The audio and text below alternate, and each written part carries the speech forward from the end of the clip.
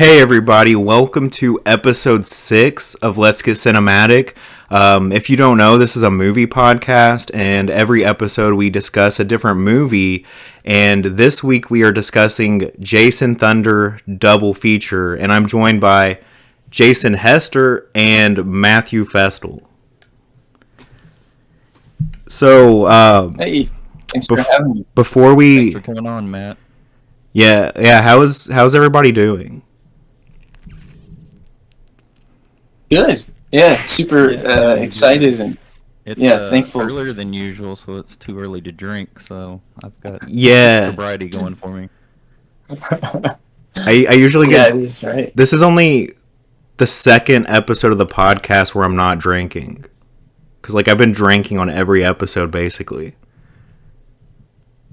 What time is it? KR, you need to get. It's like 2:53 here. From alcohol companies, because every time he's on here, he introduces something new to drink to us.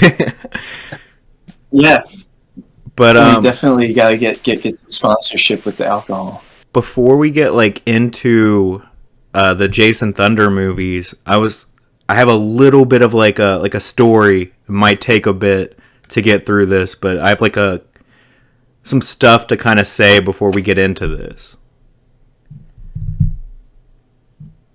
I'll do. So basically, when I was a kid, I wasn't super into movies really. There was a couple of movies that kind of stood out to me, but I didn't watch movies daily at all. I barely watched them. I mostly played video games. But when I got to high school, I watched a couple of trauma movies, and I guess something about trauma just it was different from anything I'd ever seen, so it kind of really clicked with me, and I was like, oh man, these movies are actually kind of cool. And the funny thing is, the first trauma movie I ever watched, I actually hated it because I didn't understand it, because I was used to mainstream movies, so I'm like, what even is this? My teenage brain was pissed off, and I was like, this is a stupid movie. And then I ended up watching more of their movies later on. That first movie I watched was Redneck Zombies, by the way, and I thought it was I thought it was garbage because I didn't know what SOV was. I didn't understand indie movies because I put it in. And I thought, oh, it's a horror movie. And no, it's not really a horror movie. It's more of a comedy. But what really kind of made movies click for me was Toxic Avenger, Class of Nukem High, Tromeo and Juliet, and Terror Firmer. And when I watched, and Poultry Guys, those are kind of the movies that got me into movies to begin with. When I watched Terror Firmer, I decided that I wanted to make movies or get involved. Something about Terror Firmer kind of really, it made me kind of get excited about movies. So I went to college for film and video, and I graduated from that after several years. But I live in Indiana, so my degree was pretty much useless, even though I did what I wanted. And I got really into slasher movies too, so I was always trying to find franchises so I could binge watch slasher movies. And I kept looking for new stuff, and I felt like I had seen most of the slasher movies out there. And so I started digging really hard to try to find certain movies, and I heard about this series called Camp Blood. And I was like, oh, that's a new series for me to binge. But I couldn't find the movies anywhere to buy. And I found this, there's this YouTuber named Septum Sin. I found his channel, and he would review movies, and he reviewed the Camp Blood movie. So I started watching his reviews, and he said the only way to buy these movies was from a guy named David Sterling.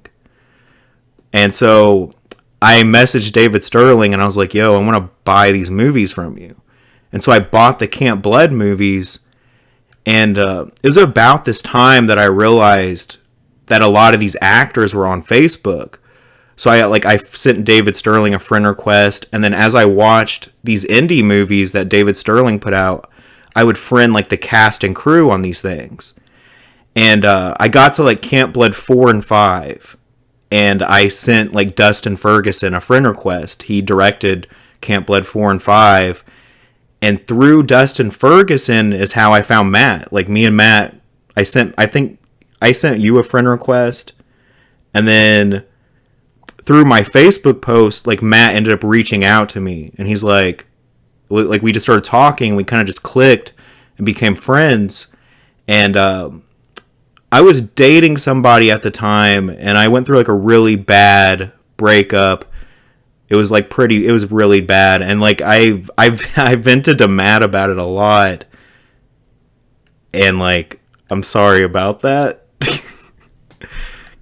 Cause like that was probably that's what friends are for, man. It's you know. It probably got kind of annoying though. Like I was like super depressed like during that time, and like eventually Matt like told me about his YouTube channel that he used to run, and so I started watching that stuff, and I got to like know all of the people involved.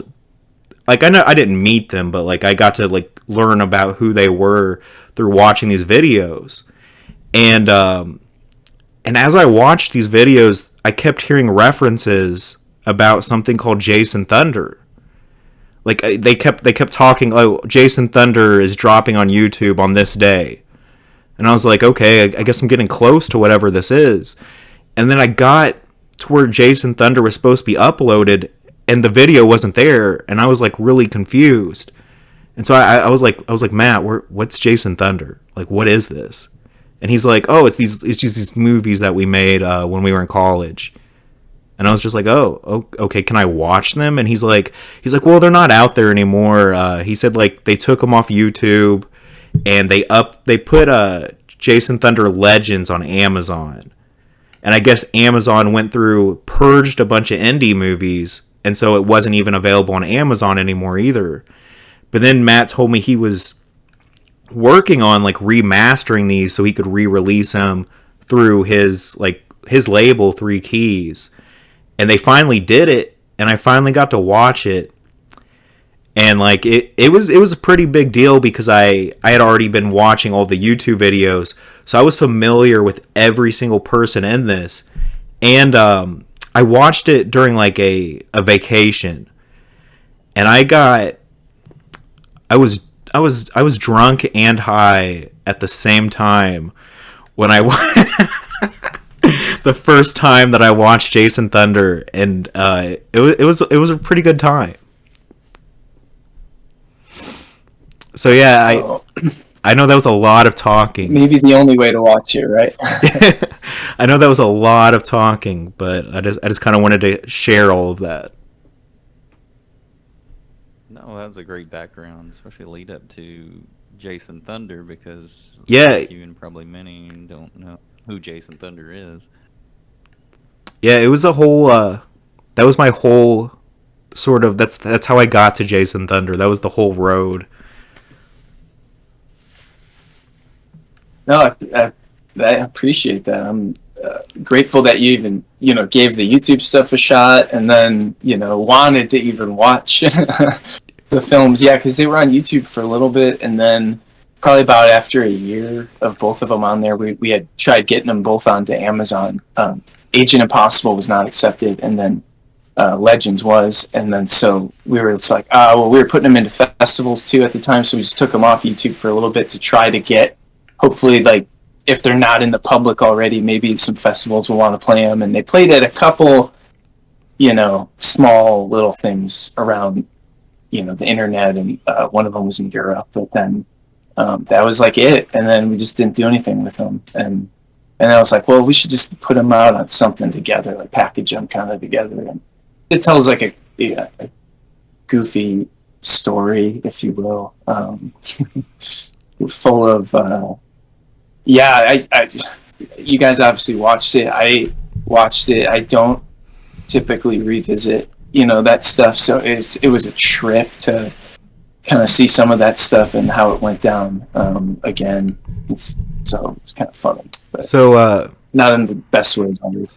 So before we get into like spoilers and stuff, Jason, this was your first time watching these, so without like spoiling anything for people who may have not seen it yet, what did you think of these? Oh, these were great. They were hilarious. So Kody was always saying Jason Thunder, and I'm like, all right, I guess Kody watches wrestling or something. This sounded like some wrestling character, right? And he started explaining, and I was like, okay, sweet. And just getting around to it, I think I missed you guys were doing a deal sale or something. It goes to Right. your next movie. Right. Fund it. And I missed that. And That's okay. Cody beat me with a ball bat. Yeah, I believe it. Yeah, I recovered from the abrasions and bruises. Thank God my arm didn't get broke. But once I recovered, we were talking about, and he was doing this podcast, so it was my first time seeing it. It was just absolutely hilarious. He gave me enough to kind of get a little bit nibble, but I had no idea going into it. Oh my gosh, it was just great. Robbie Quinn was hilarious. Yeah, he gave it a lot. You know, I wish he's not able to be here today, but otherwise, I know him and a couple of the other guys wanted to, be part of this. Yeah, we were gonna try to get one or we were gonna try to get like one or two of them on here, but they're all really busy now. Yeah, it's just I don't live in the state anymore that we all film that in, so a lot of them are kind of there and then spreading out. Like I know Robbie just left to a different state, so but yeah, they're just it was essentially just friends getting together over the summer and making a movie. You know, it was building something out of nothing, if you will. And it was fun. It was we learned a lot. There was a lot of just we could get into it. A lot of absurd stories behind the scenes that happened with the film, with both of them, especially the first one. Now that it was just now that we got kind of like Jason's sort of general opinion, I think we can just like get into actually talking about it. So just like a warning for anybody that's watching this podcast, if you don't want like anything spoiled, I would like pause this podcast right here and then maybe like go to Tubi and watch Jason Thunder double feature before checking out the rest of this podcast. I'll have links to go stream it. I think it's in a couple of places right now because it's on like Tubi and it's on Amazon, isn't it? Double feature. I actually think that so this is kind of a little funny story. So Agent Impossible was never accepted to Amazon originally. Thunder Legends was. And then when, like we said, they did that little kind of purge of like indie titles, they cut off Legends, so it's no longer available. And then we tried to get double feature up on there, and they accepted it. Oh. And we're like, sweet. And then about a week went by, it was delivered, all the assets were delivered to them. And then another week goes by, and then they're like, declined. What? And I was like, okay, so so that was kind of funny. I was like, okay, they probably watched it, and it either sent off the same flags originally, or it's stream on Tubi though. I do know that. Yeah, it's on Tubi and Plex, and I think it maybe another place or two. Okay, yeah, so I'll try to put links to like maybe Tubi and Plex, so if anybody wants to check those out, watch that, and then now we can get into like actually discussing Jason Thunder double feature. Or you could probably give the link to Matt's 3 Keys. I'm sure he probably. Oh yeah, I'll have the link to the website too. Oh yeah, no worries. Yeah, you can watch it for free too. Yeah, Tubi. I just meant if they wanted to watch it like right away, like Tubi's probably the best option. Totally. Absolutely. Yeah, definitely is. But yeah, so yeah, I didn't want to take away from the rest of the cast with they were all great, had unique character traits. I think that was great supporting for Quinn, and like his dynamic or what have you just really punctured its way through because the other supporting actors were unique and dynamic. And I'd have to say, you could, it's guerrilla filmmaking, but you could have a lot of money and throw it at something, and if you ain't got a good story or character building on there, it's going to be useless. But yeah, you guys had some great story techniques unfolding there. Like I said, the characters was just hilariously. It was just like a comic book on screen. Yeah. And That's awesome. I just Oh, thought thanks, even man. the cheap things you did, you guys like knew what you were doing because you pulled it off, and it made it even more glamorous and like hilarious. How it all went down, even the beard. But I have to say, you do notice your guys' experience level definitely was increasing. The first one was great, of course. Then you get to the second one, and it's like, okay, so they're upgrading this a little bit more. They got a little bit more cash to throw at it. But it doesn't take away from the genuineness of the first one at all. Thank you, man. Really, that's really kind. Thank you. Yeah, we like honestly, it was like when you said it reminded you of a comic book. That's kind of the coolest thing to hear because, yeah, like so the guy that played oh god, I don't even know the characters in my own movie. When Jason and when Jason and Sensei Tom are walking down the train tracks and they encounter Billy you guys Brave. might even know his Billy name. Brave. I'm blanking. Billy Brave. Yeah. All right, thank you. So Jake is obviously the actor. Ladies and gentlemen. Oh yeah, it's just bad. Pretending to forget. He's just Bad memory. No, but no, Jake is a good friend, and he's pretty much been a part of like all of our movies in some capacity, whether it's with art or acting, like in these films.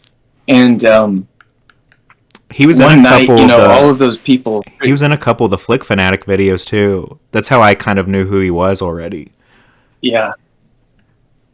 Totally. Yeah, he's pops up in a few of those, and then or a good handful of them actually, and then and yeah, so like basically in our college days of hanging out, we would typically go to his place, and all of us would hang out there, drink, watch stuff, talk about movies, music, all the kind of stuff friends would just kind of chill and do. And one night walking home from his place, I just remember like in a haze of sorts, I remember just like, oh dude, it'd be so cool to make this like nod to like superheroes and action films of the 80s and like G.I. Joe bullshit and like just all these cool things I liked growing up. And just like, I know going into this I don't have the money because I'm just not in that mindset. So it's like, let's just see what we can cover, and so I wrote a script in a hurry and just like put it together, and it was like barely feature length kind of, and then it was way more ambitious like in locations than what we shot. But then we just took everything and we're like, okay, so this training ground that's supposed to take place in this giant white walled, white floor, white ceiling, very bright kind of like clinical looking like futuristic place that's gonna almost like the holodeck kind of ideas in Star Trek, and just like turns into whatever you want it to be. It's like, no, we got this old abandoned ironworks in Joliet that we'll just go shoot at, and that'll be what the training ground is. And so it's all just kind of like, where can we get away with like shooting stuff for a couple hours without getting bothered, or whose house can we film at for a little bit. And it was just like that all summer, and we tried shooting it in order too, which I probably wouldn't recommend doing. I mean, if you can, of course, but it's hard to do that. So I definitely like that Jason Thunder, the character, kind of melds with the audience as going along this, even though he's the main character hero. it's kind of like as he's going through it and people are putting him through these trainings and etc. He's just kind of was okay, and you were there with him as the audience, like, okay, what's happening next? And he kind of had that on his face too, so it was a great meld. Thank you. I mean, like, and just to say, I think between the two films, like, just from stepping back as trying to look at it like an audience member, is like watching 1 and 2. The second film, going into that, it was awesome because Robbie and Forrest, like directed really most of the second one, and Robbie obviously was the lead, and the first one was like they had ideas, they had really cool ideas. That the first one we like, essentially fast tracked it. It was like a drunk idea in the spring, and we were shooting it a month later in the summer, and it was like that was the progress of that film. It was like he has his robot arm is like a sleeve from like an Under Armour shirt that we got at the thrift store, and like we just shot it like that. And then we go into the second one where they're all like, we gotta like just try to do everything that we can better than the last. And so Robbie and Forrest and I got together like literally once or twice a week in Forrest's garage, even through the winter, and we just wrote the second movie together. We would get drunk, we would write, we would smoke, we would write, and it was just like, Robbie is a great writer. Like, he writes for other, he's had his work published and stuff. He's a very good writer. So like when he was like, I want to help write this, it was like, dude, we could actually have a really good story with the second film, and like it could be really a good like character thing for him. And I think it was like, I think it's a step up. Of course, there's so many flaws and warts, within these movies, but in terms of a progression, I feel like it really took a step up because they really had a hand in making that story better, So. Yeah, definitely. The arm was great. If you've seen the movie or not, I don't know about anyone else, but myself, when I'm watching that, I kept, even in both movies, I kept looking and trying to hone in on the arm to see what was on there, what it was made of. That was just a great experience too, because it was so fun. Like, oh my god, wait a minute, that's no, that's duct tape. Yeah, they got electrical tape there, and things of that nature. And I was like, okay, I guess he was inspired by like Jax or something from Mortal Kombat or Metal Gear. And then it hit me with the humor. I was like, "Oh, this is more kind of like Bruce Campbell in Army of Darkness, like groovy with the hand and the arm." But that was great. It was a great little road map while I'm watching this. So like, what? Each scene, I would catch something different. I don't know if it would fall apart and you guys would put it together. Oh yeah, something different, and it's kind of a nice little roadmap to detail to watch the movie. And that's actually real quick. That in the second film too, we were able to do a little more effects wise. That's because we had Alexis, and she wasn't part of the first film. So that second film, we got to do the guts, we got to do the hand getting chopped off. Like a lot of things that we weren't able to do in the first movie. It was like, oh cool, we can try to do a little more, and then hopefully if we ever do a third one, we really want to. That we'll really be able to like, it's already been almost 10 years since the first one, so it's like I feel like at this point, if we just had even a small budget to make and finish a trilogy, it would be worth it. It would be pretty crazy, and we have a lot of fun, insane ideas for a third movie. We even have a script. We've got like a draft from like 6 or 7 years ago, and that would be really cool, to do one day. So who knows?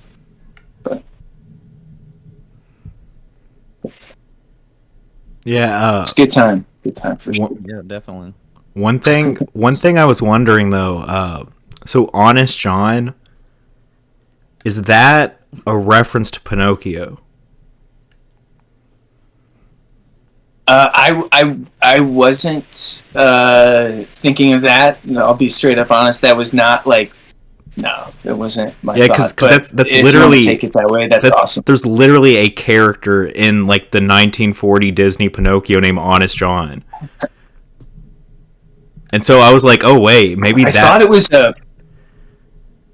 I thought it was kind of a saying or something, like, I guess originally, because when we were naming those characters, when I wrote the first one, it was kind of like just coming up with like, what's a silly comic book name for like a character? Like, Oh, what's I something see. like again, Rocket Rick? Like, what does that even like? What, you know? And so like this Honest John of like it being a bad guy, and like really he's not. You know, he ends up not being a bad. You know, all that. So it was kind of just like, how can we play on all these names? Because Jason Thunder for some reason just sounded like a cool name for some reason. Like, but it's not like, you know, I don't, you know really what it would be like referencing, because it really be lightning. But it's kind of just one of those things. It's like, oh yeah, thunder and lightning.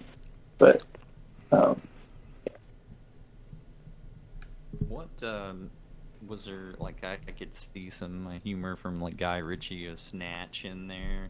I didn't know if like that, or what was your movies? I know you made your own, but what kind of movies that kind of influenced you? How Cody's touching on something that you wasn't aware of, but what movies or material did it kind of influence you to do that direction, comic book stuff? so I love comic books. I love comedy. I think there's a good blend there of certain things, you know, that you can put them together, and there's a lot of fun to have. I think like not saying that because especially when we did it, like Avengers had already come out and stuff. Like I was watching all those Marvel films, I enjoyed them all. Same with even DC, I liked all their stuff too. So it was a time where I was really into superheroes and action, and I still am. You know, I watch all that stuff every time it comes out. The same amount that I watch horror movies, you know, and independent films. So it's like it's something I've always really enjoyed. Like even harkening back to like kind of the cheesy, you know, comic book films of this, not necessarily films of the '60s, but those like serials from way back of you know, Batman and Superman and all of these other unknowns, and some known, like even the Shadow and stuff. But leaning more into like the over the top vulgarity too, of like things like Machete, like over the top, like, you know, with and of course if we had money there'd be even more gore and effects and all that stuff. But it's like I love like part of it of like how Robbie just approaches the character of just being this brash, no filter, just is willing to tell someone fuck you to your face, and like and not care, and just it's, to me that stuff's funny.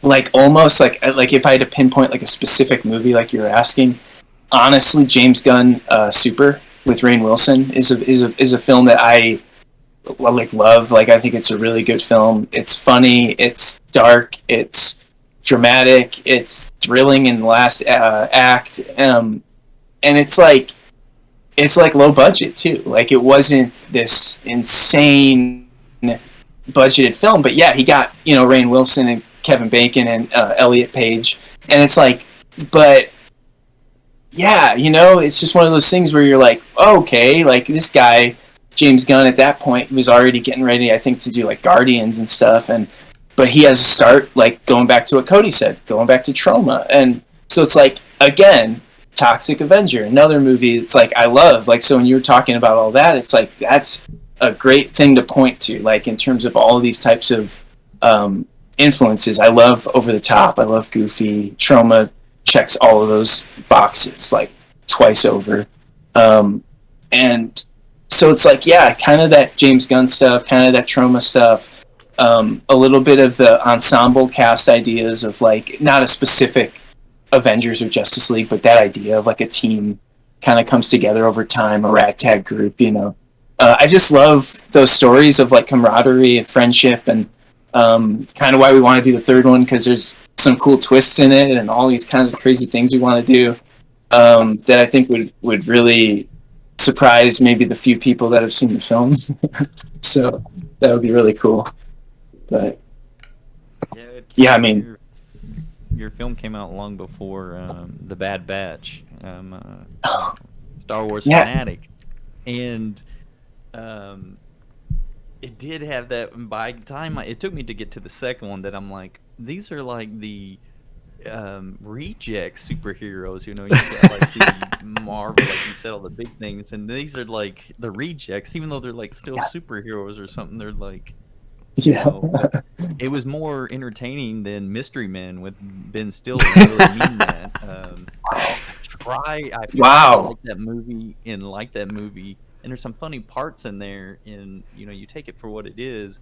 But I laugh more at your movie. I mean, just right off the bat when he's got his mustache and he answers his phone. Yep.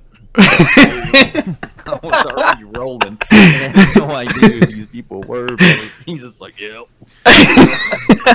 It was just hilarious. I like to reuse, you can see the kind of director I am. It's like we take one take and we're like, this is a comedy. We're using that take for both responses. Perfect. It's going to cut right back to that same shot. Yeah, there's a couple moments in both movies where you reused a take. I noticed there's a couple little moments. Yeah, that's hilarious. Yeah, definitely. And I think reusing takes. I've always just been a fan of. I think reusing takes again, like, adds to the comedy. Oh, it did. Yeah, absolutely. I mean, talking about two like influences, it's funny you say Mystery Men. Like, I actually kind of enjoyed that movie as a kid. I haven't watched it in a long time, so I don't know what I would think of it now. But like that, along with just like Kung Pao, Enter the Fist, like just goofy, over the top comedies. Like, I just always enjoyed those growing up. Like, Kody and I have even we've been like, yo, let's do basically a watch party and watch Kung Pao at the same time. And we did that. It's just, yeah, that was funny. And so it's just I feel like it's also a movie that I hope people, if they take it serious, that's fine. You're probably not going to have a great time with it, but if also you just look at it as you can make a movie, you should, because it's that's all it was. It's a Handycam Sony, and we just got together, had a first movie, a microphone plugged into the camera. Second movie, we got an external sound recorder and everything, but it was it's just getting together, and you got a stupid idea, just try and make it with your friends.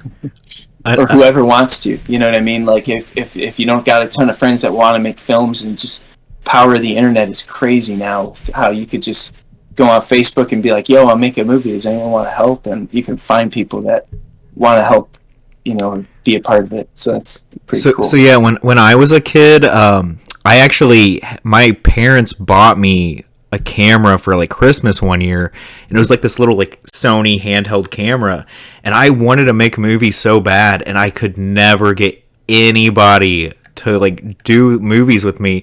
And there was one summer where I convinced some of my cousins and one friend and all of my cousins. I was we're gonna make a slasher movie, and it didn't turn out very well, but it does exist. It definitely is not, it's not as good. I think I still have the final edit on on a computer somewhere. I might have to try to hunt it down. I want to see that. But it's awful because Matt put that as a. You should have Matt put that as a trailer. You trailer. Cut it down to a trailer. Trailers at the beginning. Let's release it, Kody. Let's just release the whole thing. Oh, it's okay. You'll have to watch it sometime. It's bad. I edited it on iMovie. You gotta show me, man. Yeah, I hope I still have it. I'll be sad if I don't have that. So all of the kids, they all none of them wanted to make this movie, and it shows. None of them care at any moment. And this one kid, he kept saying, "I want to go back inside. I want to go back inside." He was almost crying, and I'm like, "Come on, let's just make this movie." He's like, "I'm bored. I don't want to do this anymore." And so I'm just "Fine, we'll kill you off first." And so we did that, and he went back inside the rest of the day. But yeah, that's awesome. But yeah, I did attempt to do a homemade movie like Jason Thunder, and it's bad, but it does exist. So I always Hey, that's. I think watching Jason Thunder double feature kind of brought me back to that though when I made that. Yeah, you gotta start somewhere. Man. Yeah, you gotta try, and even if it's bad, ours, again, I remember when we. This is fun. When it was on Amazon, I remember some of the reviews for it were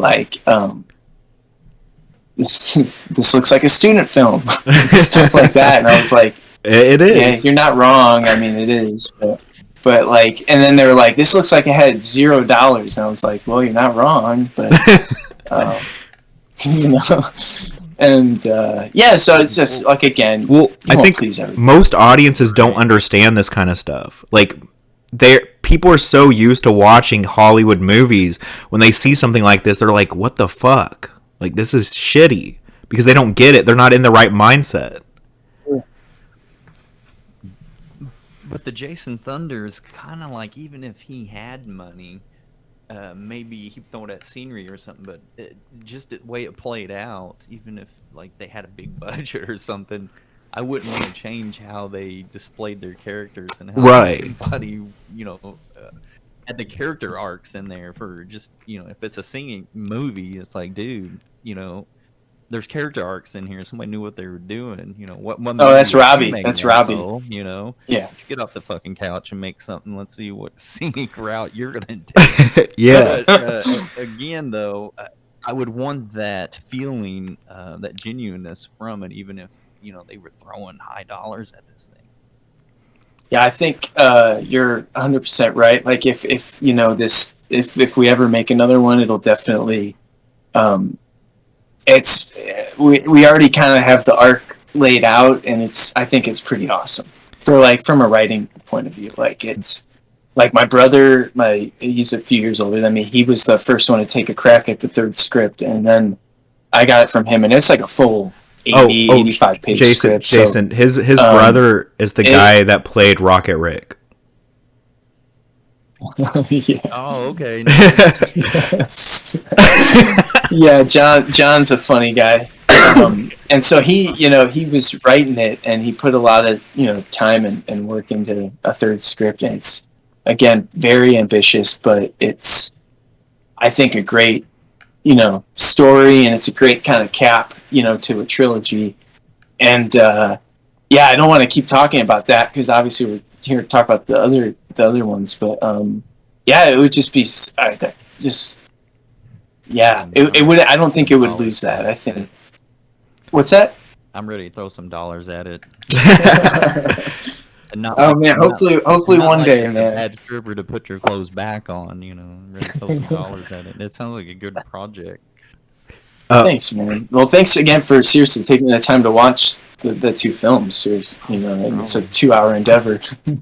Yeah, typically I'd stumbled across mid for Kody and just falling into that. And it was just so unique and crazy that it knew what it was. And I actually put some reviews in the letterbox a little bit ago. I'll read them to you before we get off of here, but that's something I put in there. It's like it knew what it was, and it didn't apologize. Your movie was like, okay, yeah, we're low budget, yeah, we're slapstick, and it wasn't in your face or like just over top, even though it was kind of over the top, but it was subtly sprinkled back. It was subtly over the top. It just really. You knew what you were getting into, but the movie was like, well, fuck you. This is what we are. We're accepting who we are. That's our message. Fuck you right now. That's awesome. Take it or leave No, it. seriously. Thank you. That's super cool. That just like you could have fun with it like that. Because I know, it's not for everybody. It's just one of those things. Like humor is a very acquired thing in a lot of ways. Sense of humor is different person to person, so I know I could turn on Adult Swim at 2 a.m. and be like probably into whatever I'm watching. I know that's not the case for everybody, and it's like and the third one it'll buckle down and still be very much the same humor and over the top action. Like we have some cool action set piece ideas that are like, okay, if we can really choreograph this and do this is going to be a cool action movie, like actually a cool action film. And then if we can balance that humor in and have a good serious arc and story, like I think it'll just be a great ending. I think there's a lot of definitely like make a little drinking board game or something to go with it. So every time someone says thunder or fuck, you gotta like drink. Yep, we gotta have something like that. Maybe we can make a board like you said, a drinking game for the third film, and then you can sort of use it for all three movies if you want. And Yeah, And, that would be fantastic. Yeah. you could just get wasted all the time. Yeah, Watch the whole definitely, trilogy rewatch it in that one one. sitting and play the drinking game while watching the whole trilogy. I have Help. yeah, I have 911 on like speed dial ready to go, dude. Like you can't even hit 911 and dial. It just needs to be like ready and just hit dial because you're gonna be blacked out in like 20 minutes. Dude, what's the number to get the cops through? Yeah. Flashing light vehicles, you know what I'm saying? How many lawsuits happen? Like, what do we have to write on the drinking game so that we cover ourselves to Oh not yeah. be liable for anyone? Oh, I could help you with that one. I did take some pre-law. Nice. And I loved contract law because it was just putting all the stuff in there. And it's like the craziest stuff, like on skis, it was like, don't use these on your house. And it was like, are you out of your fucking mind? Like, who? Someone. Somebody. Because I bet you somebody probably tried to ski down their roof and they broke their neck, you know, and then they were like, you know what, we cannot let people ski at their houses anymore. His wife Karen, like, put up a lawsuit. But that's great. I think there's a lot of like nice small touches throughout the Jason Thunder movies that like one thing that I always found funny was like when they show Rocket Rich, like when they show the picture of his kids, you could still see the watermark and I just think I just find that hilarious every time, and his kids are just like two random like little black kids, and then it has like the watermark. Yeah, there's just a couple elements of it where I'm like, you know, watching this almost 10 years later, I'm not sure how all of this ages, but it's out there. It is what it is. Oh, so you threw that in on the like when you went to go redo the effects and stuff? No. Oh, that wasn't the original. No. That's what I'm saying. When I went back to it, I was stuff. I don't know how all of this is gonna, just in terms of people's humor, like how all of it will age, and but it's just I always thought that was particularly funny because of the watermark, and that was why we used it originally. Was because you're like, oh well, we're not gonna pay for the license, so we're allowed to use this one, and then we just took it, placed it there, and. Oh, that was so great because you never do get to see his wife or kids. But every time they flash it, it's just hilarious. Like, what? And then he has to have an appearance, you know, in the sequel, obviously. His little tiny revival. Man, I just can't do this no more. I got a family. Dude, he's a family man through the whole thing. And then he just comes back. Yeah, he just comes back. He's like, I had to change, you know, I figured it out. I had to change the heart. Yeah, that was a great surprise, yeah. He's like, I gotta get out of here. I gotta get home to my family and let them know I'm still alive. Or I forget what the wording was, but it was hilarious. I really like the fact that Kody was telling me that you did go back and put effects and stuff in there, since you just brought that up, Kody. Yeah. That's really unique, and I like that as a filmmaker, and you not knowing really who you are, because it still means you believed in your project, and it wasn't like, well, I've moved on from that now. That was, you know, our first movie, but now we're, you know, moved on, et cetera, but you really still believed in it to go back and spiffy it up and what have you. Thanks. No, I think like that means a lot. I think part of it too was that it was like when we initially did put those on where we had on YouTube and tried Amazon, it was like we didn't really have all the like little lightning stuff or all the little kind of, it's not even that cool or intricate at all, but it's there, and I feel like it sort of should have been part of it from the start. And I sort of laugh at it though, because I'm like, oh, it's sort of like not like in a good way, like, but it's funny how, you know, you see filmmakers do that stuff sometimes where they'll like do reduxes and recuts of old films or updated VFX and like all these things. And so it's sort of like this opportunity where I was like, this was like a fun passion project that we were like students making, and like we never really gave it like a real release, you know? So it was sort of just this like, well, if I'm going to actually try to put it out and get it onto Tubi or something, it's like I might as well take the time to try and like like you said, just clean it up however I can, and even some of that cleanup was like a little bit of like deliberate like roughness and just like funny, kind of like, oh, this looks like shit, like let's do it, like. But it's just Horizon was added in at one point. Oh yeah, and it's on Jackson's shirt. Kind of move. Yeah, and we did that one. We did the other one that was like after they go to bed at night, and it's like the next morning, and it's like 7 different elements that don't belong together that look like a mountain and a sun and like an eagle or some shit flying by, and you're just like, what am I even looking at here? Like, but it's like, hey, this is the remastered version is what you're looking at, because before that there was it was, I think, just dark, black, and it just said like the next morning, and it's because so why not just kind of lay into it. Yeah, speaking of Jackson, by the way, because like we saw the horizon through Jackson's shirt, I think Jackson has actually, like, Jason, you'll see later, like Jackson has become like a lot better of an actor since then. Actually, like he's been in a few like the guy that played Sensei Tom, he's went on to like be in more indie movies actually, and he's kind of grown as an actor. Like he's actually pretty good in like the later stuff that he did. Yeah, he was hilarious in this too. I actually wrote that in a note. Okay, I'm gonna reveal that, but I actually wrote that in the note. That was a part I fell out laughing on because they're out there and those guys show up and they're gonna fight, and they're all like gearing up to fight, and he's like flipping his robe belt off. Come on, I'll take on these motherfuckers. But he's like taking that robe belt off, and it was just like, I've never seen no shit like that. You see him like pulling sleeves or, putting shit on or whatever, but he just comes flinging that robe belt off, and I was like, it's awesome. You could totally see his drunk ass getting That was some of that day was probably the craziest or the second craziest day of like our Jason Thunder production, like so far, like between the two films.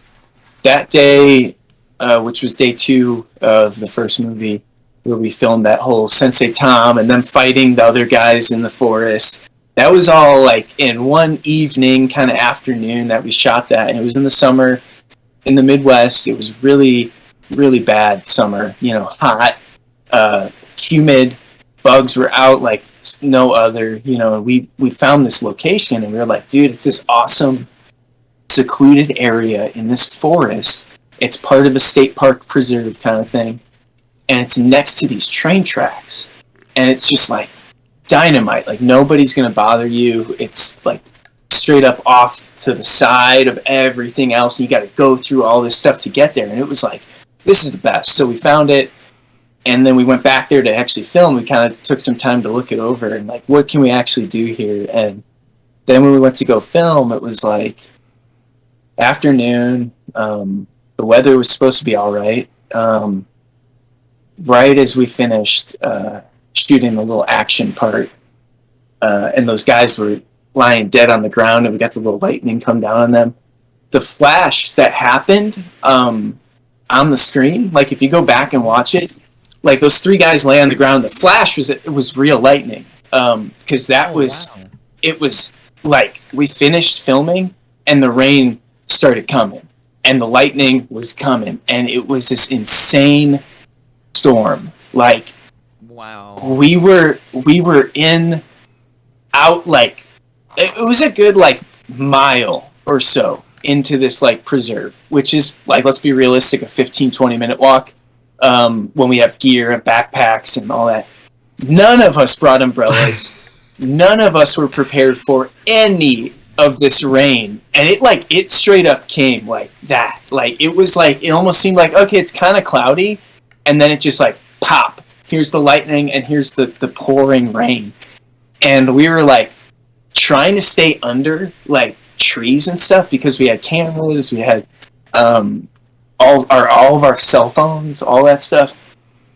And it was just one of those things where we were waiting it out for a while, and we were trying to stay as dry as we could, but it did not matter. Like, the rain felt like it was coming from all directions and just drenching everyone and everything. we had the camera inside a backpack under like sweatshirts and in between sweatshirts and like stuff like that we tried to like cover it so that nothing happened. And we did that with like the phones and everything too. We got back to the parking lot. As we get back to the parking lot, the rain finally starts to cease. It's like slowing down. And we're just like, dude, like when I say we were wet, it was like, yeah, you straight up like jumped into a pool with all your clothes and stuff on, and then you got out of it and you're just like soaking wet, dude. And that was all of us, the whole cast and everybody. And we get to a porta potty because it was still kind of raining. It wasn't done. So we got to the porta potty, we opened up the backpack because I was just like, I need to see like if we're totally screwed. And there was water inside the backpack. Like the sweatshirts like seemed like they had water like in them and soaking kind of. And I was like, dude, like this, we're fucked. Like this was a waste of time. I think everybody except maybe one or two people's cell phones was just fried. Like my phone, when I pulled it out of the backpack, my phone was so screwed up. Like the screen was going blue, then black, then blue, then black, and then the light for the camera flash was just permanently on. It was just stuck. It was just on. And I was like, all right, well this is done. This one's done. And I don't like cell phone. Like I get a cell phone and I keep that cell phone for like 5-6 years if I can or more. Yeah, so I was like, damn it, dude, I don't want to fucking do the cell phone thing again, you know. And so almost everybody's phones were just ruined, and I think one or two people's phones were okay. And then we got home. First thing I do is I try to dry off the camera, and it's a Sony Handycam. All right, it's not a super expensive camera. It shoots 1080, you know, and it has a slow-mo feature on it, whatever the hell that means. And it was just like, I was like, dude, this thing's busted. It's not going to work. I tried to turn the camera on. I took the SD card out first. I tried to turn the camera on. It powers up perfectly fine. And I'm like, okay. I'm like, this is kind of weird. So I kind of start scrolling through it just to see if it works. I try to record onto the internal memory of the camera. It works. Everything works. So I'm like, let me try the SD card. All the footage was there. So it was crazy. It was just like one of those things where you're like, dude, like, how? Like, everybody's phones basically broke. The camera didn't, and the footage lived when it probably shouldn't have. And yeah, that was crazy. That was like, you never I told felt me so that bad story because before. it was like, because I told you I would tell you on this. Yeah. I was like, I know there's a couple stories that you would kind of like, and I was like, yeah, there's a couple crazy things that happened. That was one of them. That was the big kind of crazy thing because I felt terrible because it was like, man, we're all like in college trying to work, and this is our weekend. Like that, we're trying to shoot like every weekend. Basically, we get together for 2 days each weekend of the summer and shoot. And I was like, dude, I just dragged everybody out from their schedules to come do this, and we're not even going to have usable footage, and it's just like a waste of time. And it wasn't, which was the best case scenario. And then we waited. We actually looked at the forecast for the next time we had to go back for the Billy Brave, like you said, fight scene on the train tracks. And I was at the same location, but on a sunny day. So Billy Brave. So Billy Brave, to me, it sounds like the American dub of like a foreign film. He's all like, oh. Yeah, that's exactly what he's supposed to be, an anime character. Yeah, exactly. yeah. Like Jake, that was actually, I think we got sidetracked earlier. Jake, when I was talking about that character, he literally, I think, told us when we were making that character and writing it and stuff, he's like, can I just be like basically like an anime character, like Guy Sensei or something from Naruto, and just like mashed up with these other characters, and just this very, the voice, and just this, he's got a freaking eye like covered with a bandana, it's the whole look, this vest that's like blue and shit, like what is this, and so I was like, yeah, let's definitely do that, because you're gonna be fighting a guy that's in a bathrobe, and that's funny. So that motherfucker had a bandana across his eye, right? Yeah. And he's laying there and they pull it off. I was expecting, to have some makeup or something there, show that he had a bum eye or something. It was normal. Nothing. And we're actually gonna. It's funny you say that because we're actually gonna. That plays into the third film. There's a whole thing with that. So, that is not the end of Billy Brave. So, yeah, there's some cool stuff. Like again, I don't like. It's stupid because I know this is such an unknown little movie, but it's like, when you get so invested into these stories or things that as you guys make stuff, it's like you guys know it's like. You really start to like, believe in this, like, we could do that with the story or this and that. Like, all these options are endless. Like, there's a whole part of me that's like, dude, if we ever made a third film, it would be cool to have like all those other accompanying pieces that you have, like an actual comic book or not necessarily a video game, but you know, just those things that you like, maybe an action figure or something goofy that really harkens back to the influences of G.I. Joe or just these action over the top. Spectacles that I've loved. So that was awesome. Okay, so tell Jason. So the final battles in that parking garage, right? So there's like a huge story with that. Oh yeah. There's a huge story. Ready to bring it up. Go ahead. Sorry. Yeah. So that's the other like. Big thing, I guess, with in terms of like we had 2 crazy dates where things did not go as planned. That was our last day on number 1, and it was supposed to be kind of our nod to, like, in my opinion, movies like The Raid, Redemption, where you have this character that's going up these floors and he's fighting these enemies on each one, right? And it's getting crazier each time.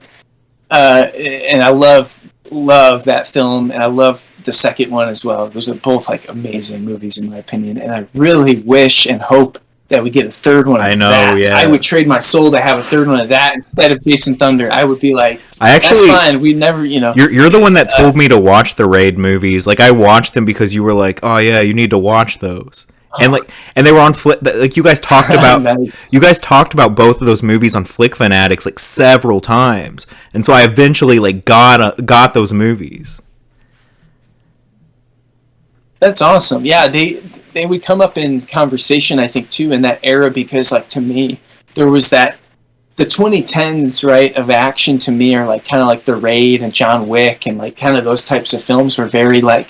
Sort of defining for the action genre, like I would say even more so than some of the superhero films. And you know, like cause I think of John Wick, and it's like you kind of talked about, Jason. It's like to me that's an amazing example of a cool movie that knows what it is, but still has a through line of like a pretty cool arc of revenge, kind of redemption, grief and loss, like all of these things, and also like pulling the skeletons out of the closet, like that whole idea. Like and so it's like to me it's like when and for how slick and well done the action is in that film and the sequels, like with Keanu Reeves doing like all those stunts and everything at his age, it's like really cool, you know, in this day and age to see them, even if there is VFX, you know, really part of it, they're doing a lot of real stuff and stunts. And so I was really into like the Raid Redemption when it came out. And even, again, another big one, Punisher Warzone, which I know doesn't have the most amazing reputation with everybody, but, like, dude, like, to me, Punisher Warzone is, like, an awesome Punisher film. It's an awesome action film. It is just... And because of those 2 things, like, that's what it should be, to me. It's an awesome film because of those 2 things. Even if by, like, Academy Award standards it's not good or whatever, but, like, dude, it has a floor-by-floor finale where he's taking on these different groups of people that are hired by Jigsaw to kill him. And it's just, like, brutal and intense. And you don't necessarily fear for the Punisher throughout the film necessarily. It's almost like you're more worried about, like, how he's going to kill everybody else. And I don't, like, in my real life, believe like in vigilante justice or like, you know, the Punisher and all that stuff. I am a big fan of the character in the fictional world for these action reasons of like how crazy the spectacle of action, like, and with some of those like Punisher Max series comics that Garth Ennis wrote, it's like action, but it's borderline horror with the gore. I mean, there's one of those comics where the Punisher like hangs a dude by his own intestines and feeds him to wolves, like, and like does stuff like that. And it's like those are some of the crazier, more darker inspirations of something like this, of like the darker realms of comics, of like, you know, you got this weird backstory that's barely touched on, that Harvey Bone killed Sensei Tom's family and like stuff like that. Oh yeah, that seems sort of dark. Random. He's like I'm crazy. He's like you'll know I'm crazy because I'll be crying as I kill them, and I'm like, holy cow. Yeah, you know, we just reach into the absurd, like you said, Trauma, James Gunn, over the top action from the Marvel stuff, Marvel Knights, Max series, all that. I do like all that 90s like comic book stuff, like The Crow, Darkman, like all of that stuff. I'm just a really big fan of comic book films and comics in general. I don't read them as much as I used to, but I was a very big fan in high school of comic books, and I'm just an avid collector. I've got like Wolverine Nice. #1, and I love the Punisher, so I've got the early Punisher war journals. Yes, yeah. I got some of those too, Final man. Page. Yeah. Hell yeah, dude. Oh, I've love to. I got my stuff in my parents' place, so I'll have to show you sometime when I go back. Take some photos of some of them, because yeah, I'm sure we got some of the same ones too. Because it's just, he's got some great, you know, for being a younger character too, like a character that, you know, like people even say Spider-Man was technically young, right? He was created in what, the 60s or something. Maybe I'm off on that, but maybe I'm way off on that. But I knew Spider-Man in some regard wasn't as old as some of these characters, but Punisher's even, you know, younger than like Spider-Man and like a lot of these other ones, because he's more of a E2 or something like that. Yeah, I think right, it was an not 80s character. a superhero, right? Right, and in a lot of ways, that's, I mean, comics have been around a long time. You know what I mean? So it's like, in a lot of ways, it's cool to see something like that. And it's not to sidetrack, but I met years ago at a convention, like a comic convention, an artist that worked on a lot of the Punisher stuff at the time. His name's Mike McCone, and does some great work. He, I think, did a lot of the art for Rick Remender when he was writing some of the Punisher stuff. And he was signing some stuff, and he was talking about how in the Midwest, it's really interesting that the Punisher really resonates with people. It does, like, though. He was like compared to even compared to like the East Coast and the West Coast even. He was like, there's something about the Punisher that comic fans in the Midwest really like, and like he's a flawed character. I mean, in my opinion, he is one of the most flawed not superheroes, you know, characters in comics. He's a vigilante, whatever you want to call him. Anti-hero in some instances, but it's like part of that is why I think he's one of the most interesting characters too, because he's not perfect. Killing people is wrong, you know, like it's not a good thing to do. Bypassing the law, you know, there's a lot of layers to, like, it's very simple on its surface, but like when you peel back the war vet, the special agent, you know, special services, his family, you know, the connections to, you know, Billy Russo and Jigsaw and all those crime families. It's like, there's a lot of really good writing and stories, and I think that's why people resonate with it. I don't think it's like that we all want to see like someone kill everybody, but it's an interesting concept, sort of like, again, to go into another little inspiration, like Boondock Saints for sure is up in there too, of like these over the top, like, you know, crime fighters that are, you know, not really working with the law anymore. Like, you know, it's just sort of that. I just always had a fascination for like movies like that, and it's not even guns. Like, I never shot a gun in my life, but it's more of just like the action and spectacle of film, and like those are things that have entertained me since I was a kid, you know. And so that's why I think it's cool that you guys also probably resonate for similar reasons, like with something like this. Oh yeah, definitely. I was gonna hit on a couple things that you said. So, like with the Punisher, he's also like this awesome family man in the past, and then like chivalry. He has like Rocket some Rick. chivalry to him, and then he's just not is more dynamic. Like if it's kind of like you said, the violence. You don't want to see that stuff going on, but yet you kind of live out within the fantasy. Like if he's in a room with a child molester, you're like, oh no, this ain't gonna end well for this guy. And he does Exactly. rip that dude apart. And that's exactly. You kind of live through that. And I've just been a big artist and movie nerd. I didn't go serve or anything like that, but some of my family were in the military, so it was kind of around some of that environment of things. I am a gun owner, have a lifetime license, and the thing about that is I just think everyone should, especially nowadays, at least get a little familiar with it. Totally, I get that for sure. Yeah, I just have never anti-gun someone. I think someone should at least keep it locked up. You just never know. Yeah, no, absolutely. Yeah, no, you're 100% right. Absolutely. And he just encompass all of that stuff. And, by hands down, I think John Bernthal was like totally just made for that role, to bring out the times that he cries in the show, but he's just so masculine in the sense, though, too. Has the chivalry, has that family man sense to him. Yep. It was just great. Dude, yeah. But my favorite movie of Punisher is Warzone.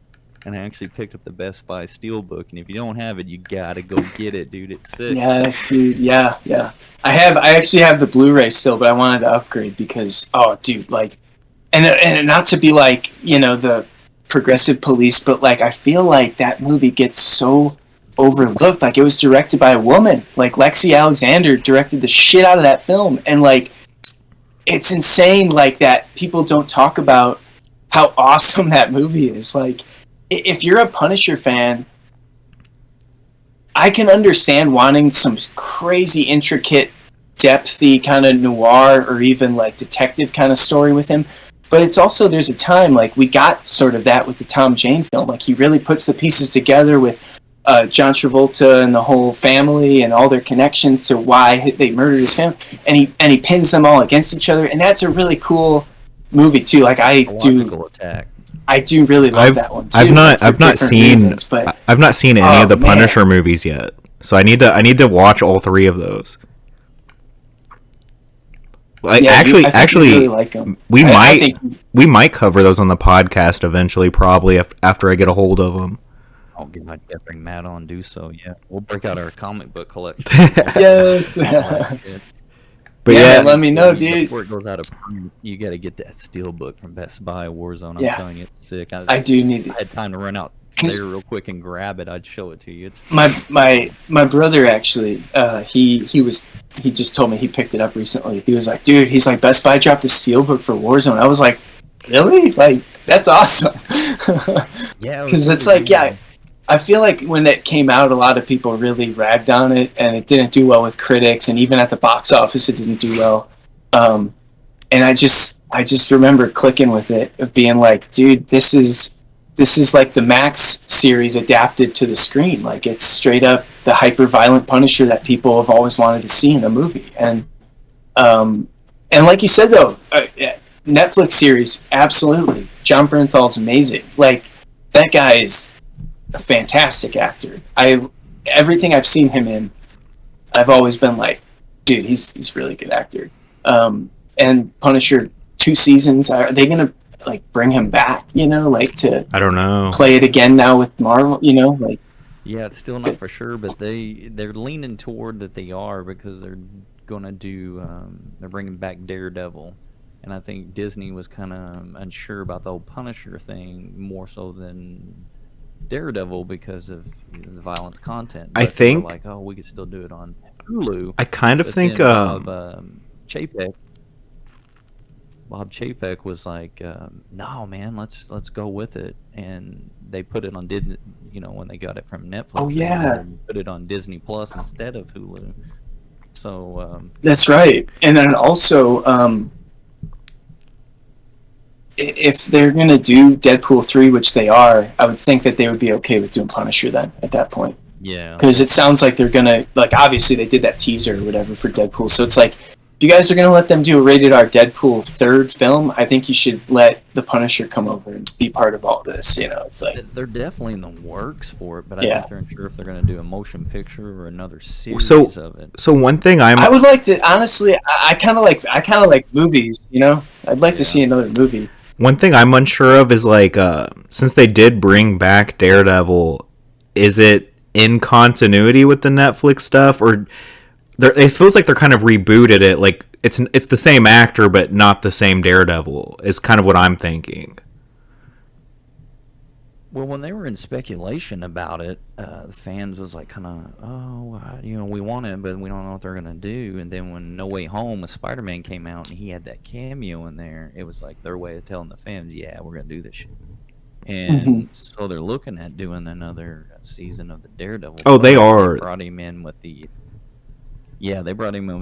gold and red suit for She-Hulk. Yeah. I'm a big fan of She-Hulk. I didn't think I was gonna like that. I'm just about to start it. I haven't watched that one. That and Groot. I Am Groot are the only ones I haven't watched yet. So you'll probably like the She-Hulk because it's got that level of Jason Thunder kind of spoof to it. Well, it's good. It's good until the last episode. Oh, I like that stuff. No, the last episode sucked. That shit's hilarious. That last episode was garbage. What? oh shit. Okay, I'll watch it. I'll talk about it again. Me and Matt talked about it. I told Matt that like I hated Well, I gotta watch it though. Is that it? So I can see. Right here? But but I wanted to say real quick, if you want me to say the story, I forgot to tell you because we were getting into the inspirations for that. Well, yeah, I was about to move it. I was about to move it back to Jason Thunder because we got off topic. Yeah, totally. So, every time me and Matt jump on like Discord or Zoom or whatever, we always get off topic from what we were originally doing every time. Yeah, we just start talking about random movies, and next thing you know, we're talking about like Batman '89. You know, and it's like, okay, yep, I love the part when the other. So I would say, in terms of that little parking garage thing, I would point directly to Punisher, Warzone, Raid Redemption, and Dredd, the new Dredd film. I was Dredd as well. Yeah, I was a big fan of that. It came out for some reason at the right time. Like, I remember going to the Chicago Comic-Con the summer before that movie came out and seeing, like, a trailer for it, and they had, like, some other booth for it where they were promoting it. And I, didn't think much of it. I was never, like, a diehard, like, Dredd reader or Judge Dredd reader, or anything. But I liked the concept always, and I liked... a little bit of the Stallone movie. I'm not like I didn't love it, but there were some things that were kind of cool about it. And the Stallone movie, so I was like, well, that's cool. The Stallone movie was like a childhood movie for me, where like I would just watch the VHS as a kid, and I didn't even know who Judge Dredd was. That's awesome. I only knew Stallone as Dredd. I did not know Dredd at all, except for Stallone's movie. No way. Yeah, that might have been comic books and thought it was kind of cool, and I like the fact that the Judge Dredd did start out like a Judge Dredd movie, and it I just lost you guys. Transition there that I just didn't like. That makes I lost you guys for a second. I didn't like it. Like some of that audio that you just said like did not get into the recording. No, I was just saying that I'm a big fan of Sly Stallone, so I ain't gonna knock him on that. But the Judge Dredd movie started out like a Judge Dredd movie, but then it kind of started to circle out into more of a Stallone action movie. Yeah, and got Rob. Man was way better of a fit than so. So the new Dredd, it got a bunch of shit too, but I really liked it as well. It did get a lot of. Yeah. Oh, yeah, exactly. The megaplex idea where you're going floor by floor. You got this new... Okay, like, in my opinion, just...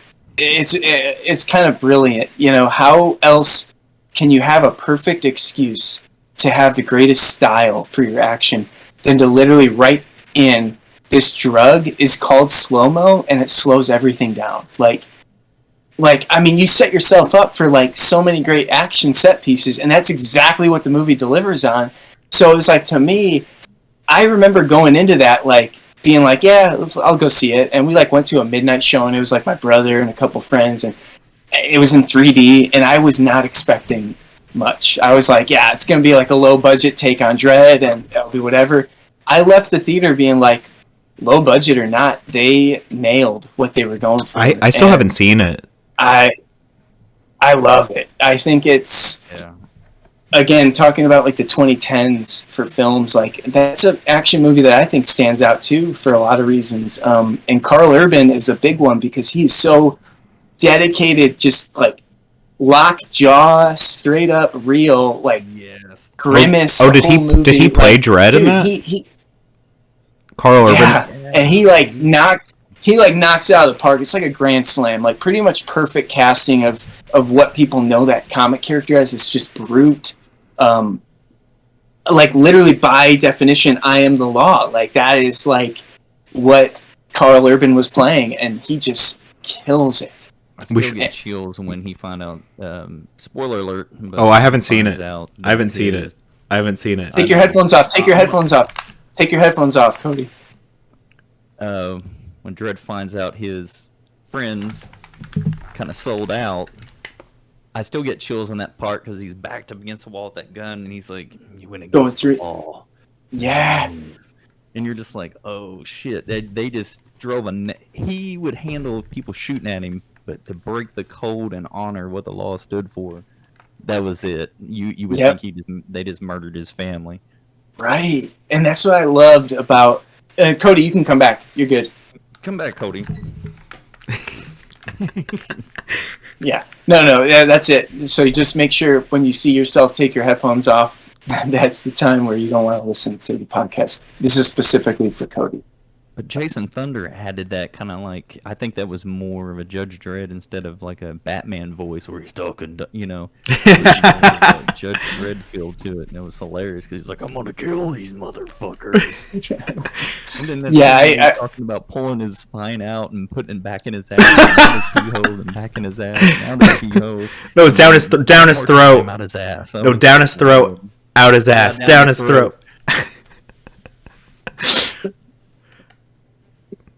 Oh yeah, it was just, you know, like, that parking garage scene though. A lot of just was he was killing the same two goons over and over. Yeah. So there's another reality of our budget and size of cast and crew. We just played, you know, that's more like, obviously it's the same guys over and over again. The joke for us is that it's just maybe these are two of the goons or the bone bots, so they're kind of like clones that you can kind of keep coming back, or has multiple of them. You know, it's just BS. I don't give a shit. That's kind of like a throwback to Bullet with Steve McQueen, because like in the car chase scene, there's like 5 hubcaps that fall off in the action scene, and there's like supposed to be only one falling off. Yeah, but he keeps it. But it's like 5 times his hubcap is falling. That's a good point. I didn't think about that. Yeah, because like and so for us, it was just like, hey, can you guys come out and hang out for a couple hours and play some bad guys for us? And they were friends, you know, from high school too. That Zach and actually Zach, Jake, obviously, and then another Zach friend too. So there's a couple Zachs. But yeah, it was that was fun. But yeah, that ended not fun. So we were getting up to. Yeah, this is the story, and that we were trying to get to for like the last 30 minutes. and basically, it was like we got up to the top roof of the parking garage, and that was where we filmed Brian, Harvey Bone, and Chris, Honest John, where they were like on the phone with Jason, and he's calling him a boner and stuff, and they're like, "Oh, we're gonna get you," and then we were up there already. Like, that was when we got up there. We're like, okay, we're gonna shoot Brian and Chris's part real quick to connect to that scene, and then we'll film the flip side of him, Jason coming up, and then they have their little face off. They fight. Da da da. Brian gets spoiler alert. Original script does not happen in the movie. Brian gets kicked off of the parking garage and dies. We're gonna have him fight, gets clocked, punched or kicked, and then he was gonna fall. And then we were gonna do a shot on the green screen of him, super cheesy, fake POV, kind of looking down at his face as you're kind of going with him to the ground, but then also like a wide of like a fake little coming down. That was gonna be fun. We were really excited about that, and then the police showed up, and they were not happy, and they were ready to not just shut us down. They were ready to end everything that was happening. Someone called the police, totally understandable, that some hooligans were in the parking garage playing with guns and weapons, and the person used that we had real guns and stuff. They said that. So the cops came, and they were like ready to pull like the pistols, like the hands on their hip kind of thing, and they were like SUV, like two SUVs come up, lights, and we're like cornered now on the parking garage. Like the exit was kind of on the flip side, so we're like, oh, this is just great. And we instantly are like, yo, like this is a camera, we're filming like a student film, like we're not. And they were like, well, this is what happened, you guys are idiots. And I'm like, yeah, fair enough, dude. Like we did not think this through. It was on, I think, a time where obviously people were out, and it wasn't like in the morning at like 3 a.m. when nobody's at the parking garage. It was in the middle of the day, So, yeah, they were like, we got a call. Someone said that you guys had guns and weapons, and someone had guns and weapons in the parking garage. So we were like, well, we don't. We're just filming the student film. We're literally on the last scene of the movie, and we're just trying to finish it. It's a hand-to-hand fight that they're going to do, because he has the whole no guns line at the beginning. So it was like Jason's going to honor that. They're going to have a hand-to-hand fight. So then we tried to well, you see what happened. But basically the cops, they were like, okay, like empty all your pockets, give me all your backpacks, everything. So they went through everything we had, and kind of just made sure that we weren't like not making a movie, And so that was all fine. And then they basically were like, all right, get the fuck out of here. Don't come back. And we were like, for sure. We're like, but can we just like finish this, please? Like we're like at the end, like it's just literally the last scene of the movie, and like you guys can you guys are on the clock. You guys could just stay here for like 10 minutes while we just try and crank this out. And they were like, no, get the fuck out of here, kind of. And and then we were like, all right, packed it up, and then we went back and sort of tried to like, all right, what are we gonna do? Right. Like, we don't know how to finish the movie now, So we went back, I think we had already snagged a shot of Robbie walking in that second to last floor. And so that was what we used as like, we're going to have to make a transition out of this, as if he gets teleported from Bone and his technology to this desolate location away from everybody, where they're going to have basically like a hand-to-hand fight. And in a weird way, I think it kind of worked out, sort of. Like, it's not perfect, of course, but I think in a story perspective, it sort of works. Kind of doing this new VFX stuff, I think, helped a little bit too with that. But it was a challenge, and we were like, yeah, there was a little bit of worry at one point. We were like, oh, this is not good. Yeah, because it is slightly jarring to have him go from like the top of this like parking garage just into a field. Yeah, and the fun part is it kind of harkens back to the first scene of the movie, but yeah, not ideal. Obviously, we wanted to kind of have this cool, because it begins in a field and ends in a field. Yeah, and so it would have been fun, obviously, because it was kind of getting to be sunset. So on the roof, it would have been pretty nice, to get certain shots up there and stuff. But again, it happens with indie films, and we didn't have a permit, we didn't have money, we were doing it all, technically without permission. And that's what permit is. So that's one thing, that if you are making an indie film and you just want to go out and do it with your friends, that's the thing I learned. Just be conscious of what you're shooting and where you're shooting it at, because fake guns is not a joke. Especially in this day and age, like any sort of fake action in a public setting is obviously not okay unless you have the right permit or a security that's on patrol that's being paid to be there and everything, But we didn't do that, and we learned kind of the hard way. But also, it could have been way worse. So, we were kind of lucky in a lot of ways too, I would say, or privileged in a lot of ways. Yeah, I noticed it was kind of jarring too, but not knowing that story, I kind of thought. Yeah, I wasn't sure what your reaction would be to that. Yeah, I noticed. I thought, I wonder why he switched there. And the only thing I could piece together was, I was like, okay, so it's like this Western showdown where it's like, all right, all the bullshit aside, all the henchmen aside, this is about me and you. We're here in this, desolate place. It's on. Right. No, yeah, I mean, it's still sort of, worked out, and we still got to film crap on green screens, obviously, which was not ideal, but fun and silly, and kind of just lays into the style of the film. So, there's one. There's definitely.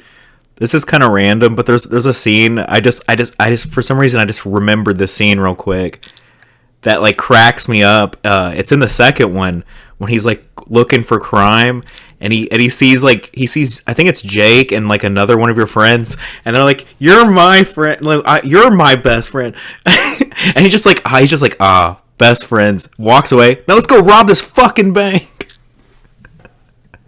That was great. And he's all just the spray paint. Yeah. Graffiti hero.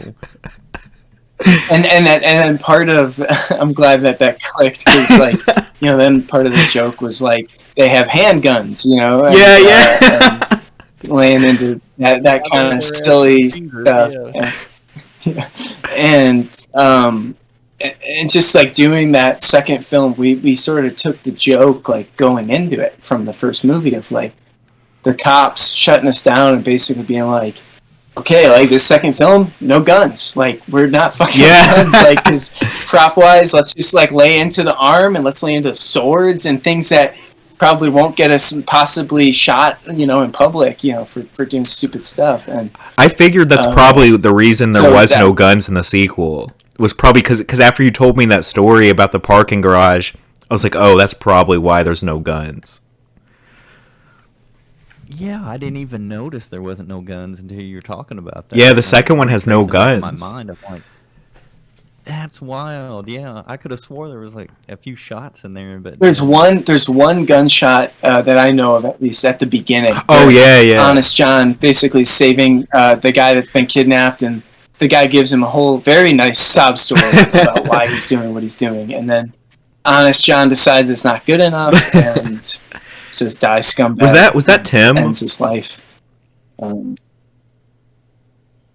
Tim. No, that was Andrew Rivera. He was a good friend too of Forrest and Robbie. They all worked together. I thought it was Tim. I thought it was Andrew Tim. was down to come out and help us out.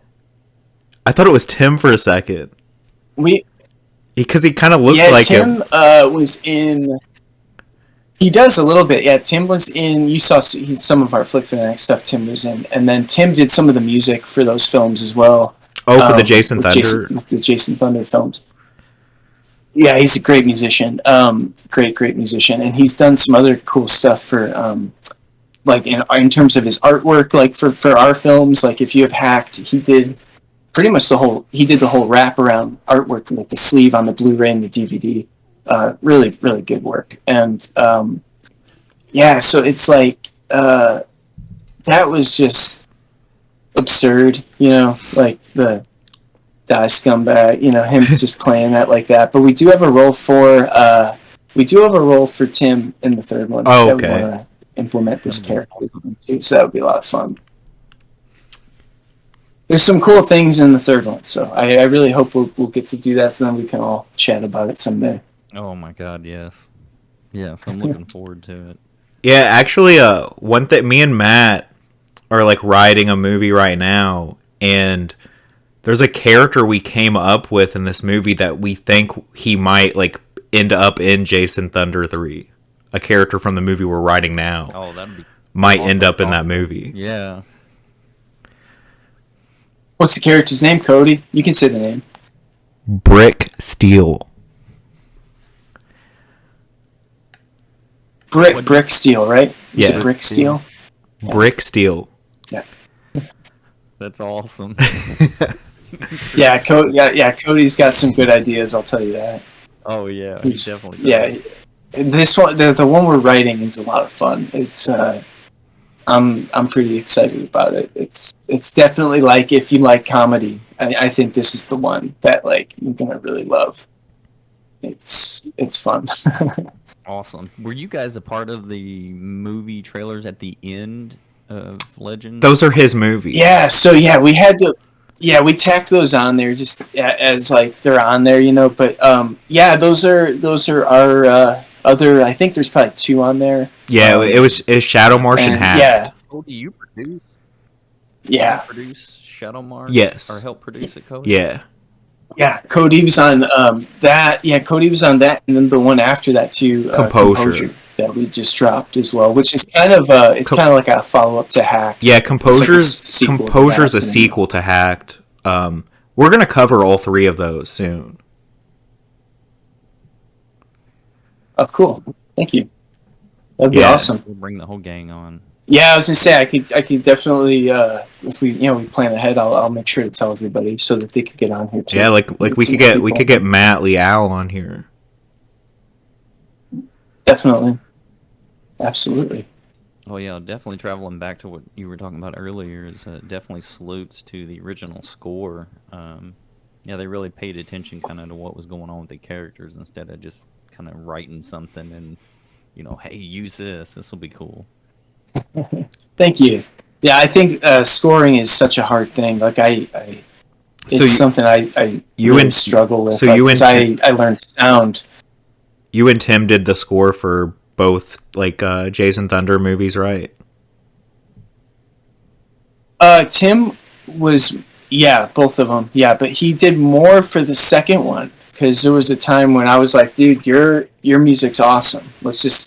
Can you write more of it to the film? I'll give you the cut, and can you write more? And he did. He wrote a lot, and then I wrote more, and we sort of had good pieces. Like, I'll write to this, you write to this, and then it would be sort of like this back and forth.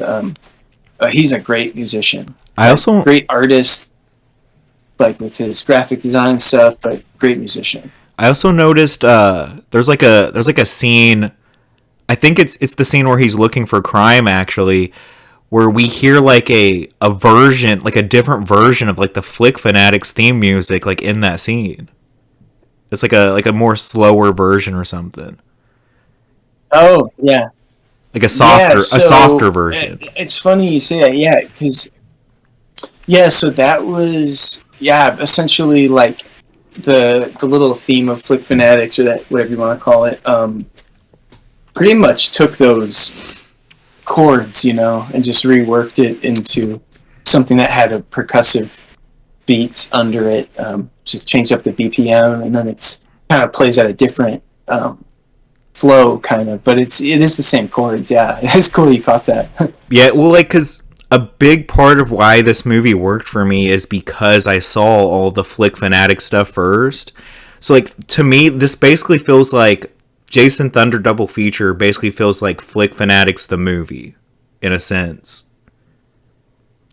That's cool.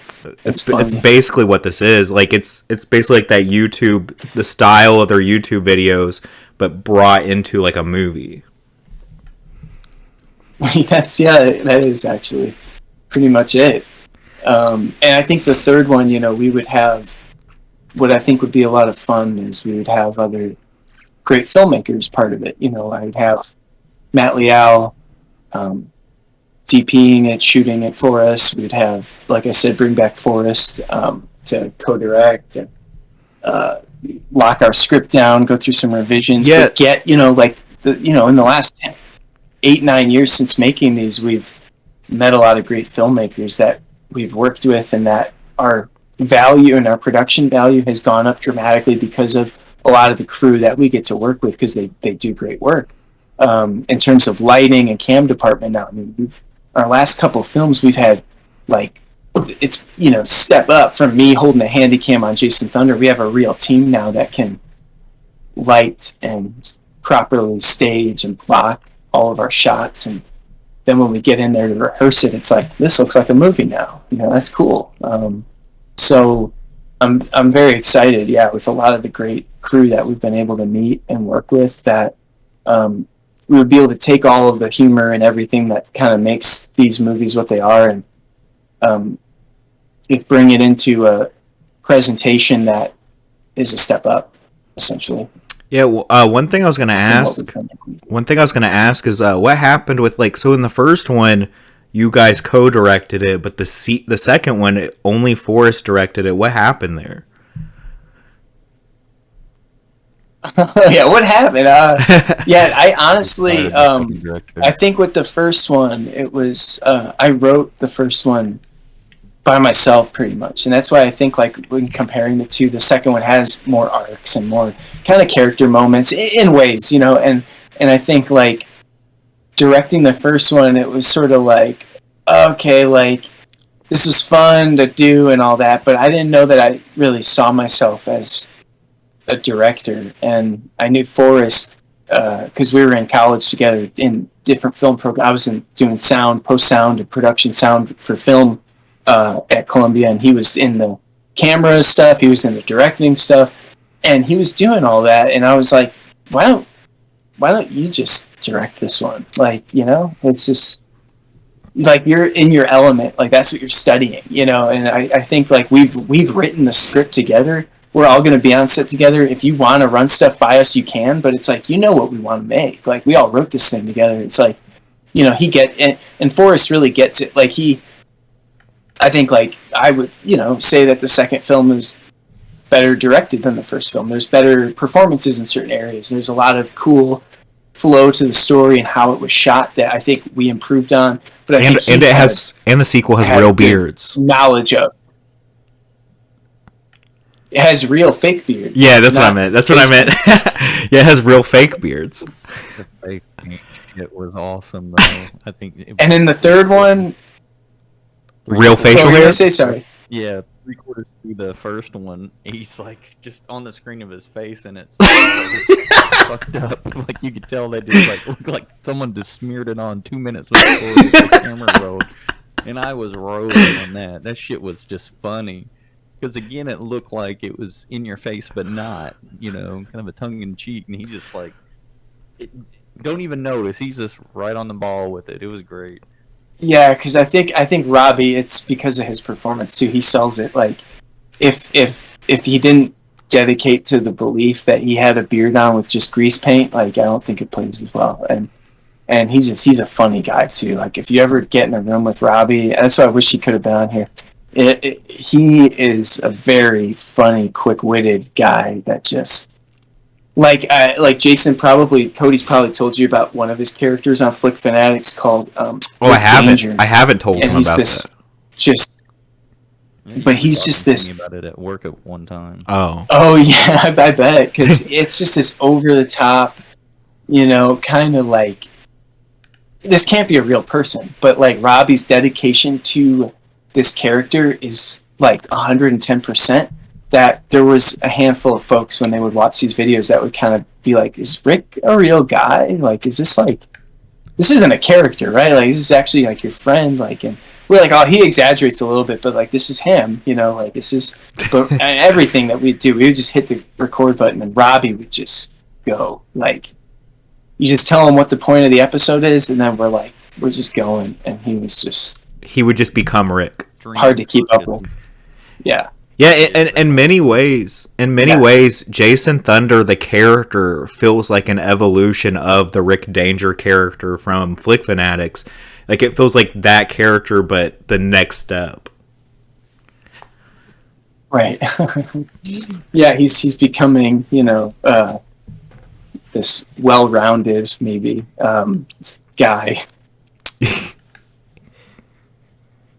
Yeah, the Rick Danger, like, yeah, the Rick Danger stuff was like real, like some of the probably the best stuff on the Flick Fanatics channel was like all those Rick Danger videos, and that like I already knew Robbie from as Rick Danger, so when I watched Jason Thunder, like I already had that connection. Yeah, no, exactly. I think that probably helps in a lot of ways of the humor and just kind of the recognizing who it is too. Yeah, would help. But yeah, it was just fun, honestly. Like, if there's one thing to take away, even if this movie isn't like your cup of tea, I would just be like, well, just know that you can do stuff. It's the same thing Kody was talking about earlier with like Camp Blood and stuff, and a lot of these indie films is like, Trauma and even Full Moon, they both, I'm a big Full Moon fan, Kody knows that, and you look at both of those companies too, and they've been huge advocates. Obviously Lloyd with Trauma, and then Charlie with Full Moon is like, they're huge proponents of make your film, like go out and do it. Like, don't wait for someone to come and give you $250,000 to go make your action epic on a low scale, but like, just go do it, because, well, one, nothing is guaranteed in life. Everything can end as we know it, in your own life or in others around you. So it's like, why not just try and create it while you can? Yeah, I don't know. The day comes with suits coming in there telling you, no, we're doing this, we're not doing that, and then you lose the. And if you things, it starts changing, And if you really don't have any money, you could always make like a mumblecore movie. Absolutely. I mean, look what Hacked. That's what Hacked is. We were in lockdown, and we didn't have any money, and we were like, let's try to come up with a story, like a movie, and something that can be filmed in lockdown, but that doesn't revolve around COVID. And what can we come up with? And that was Hacked. Yeah. Well, I don't want to get too much into Hacked though, because we're definitely going to do a whole episode over that soon.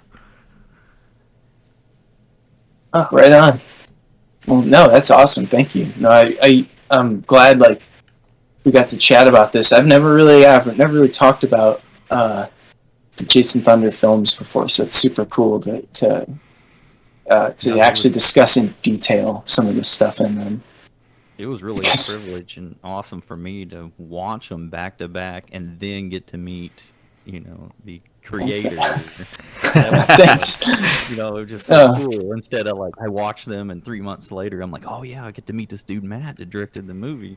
A roller coaster, as far as I'm concerned, this is like, he also three. he also acted in the movie too. Yeah.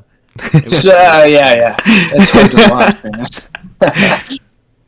Seeing yourself. Oh, yeah.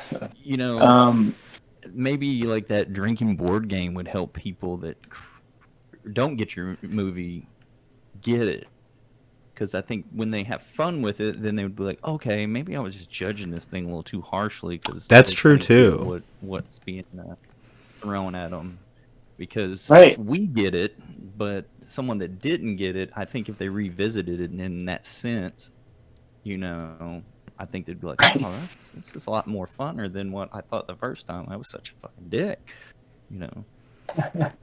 Yeah, because I think like these are just like going back to. Oh, sorry. Go ahead. I was just gonna say, like, these are definitely the kind of movies where like you get some friends, like get some food and like get some like beers or something. You just like sit down and just drink beers and watch this. That's like, this is the kind of movie this is.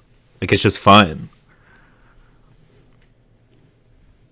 Thank you. I mean, that's probably the greatest compliment you could get for these films. That's I appreciate that. No, seriously, I know, that there's the whole so bad it's good. Like if this falls in that category, that's fine by me. It's just I had fun with my friends making them. Got great, insane, stupid memories. And some of it's on camera now, and that's, I think, really cool.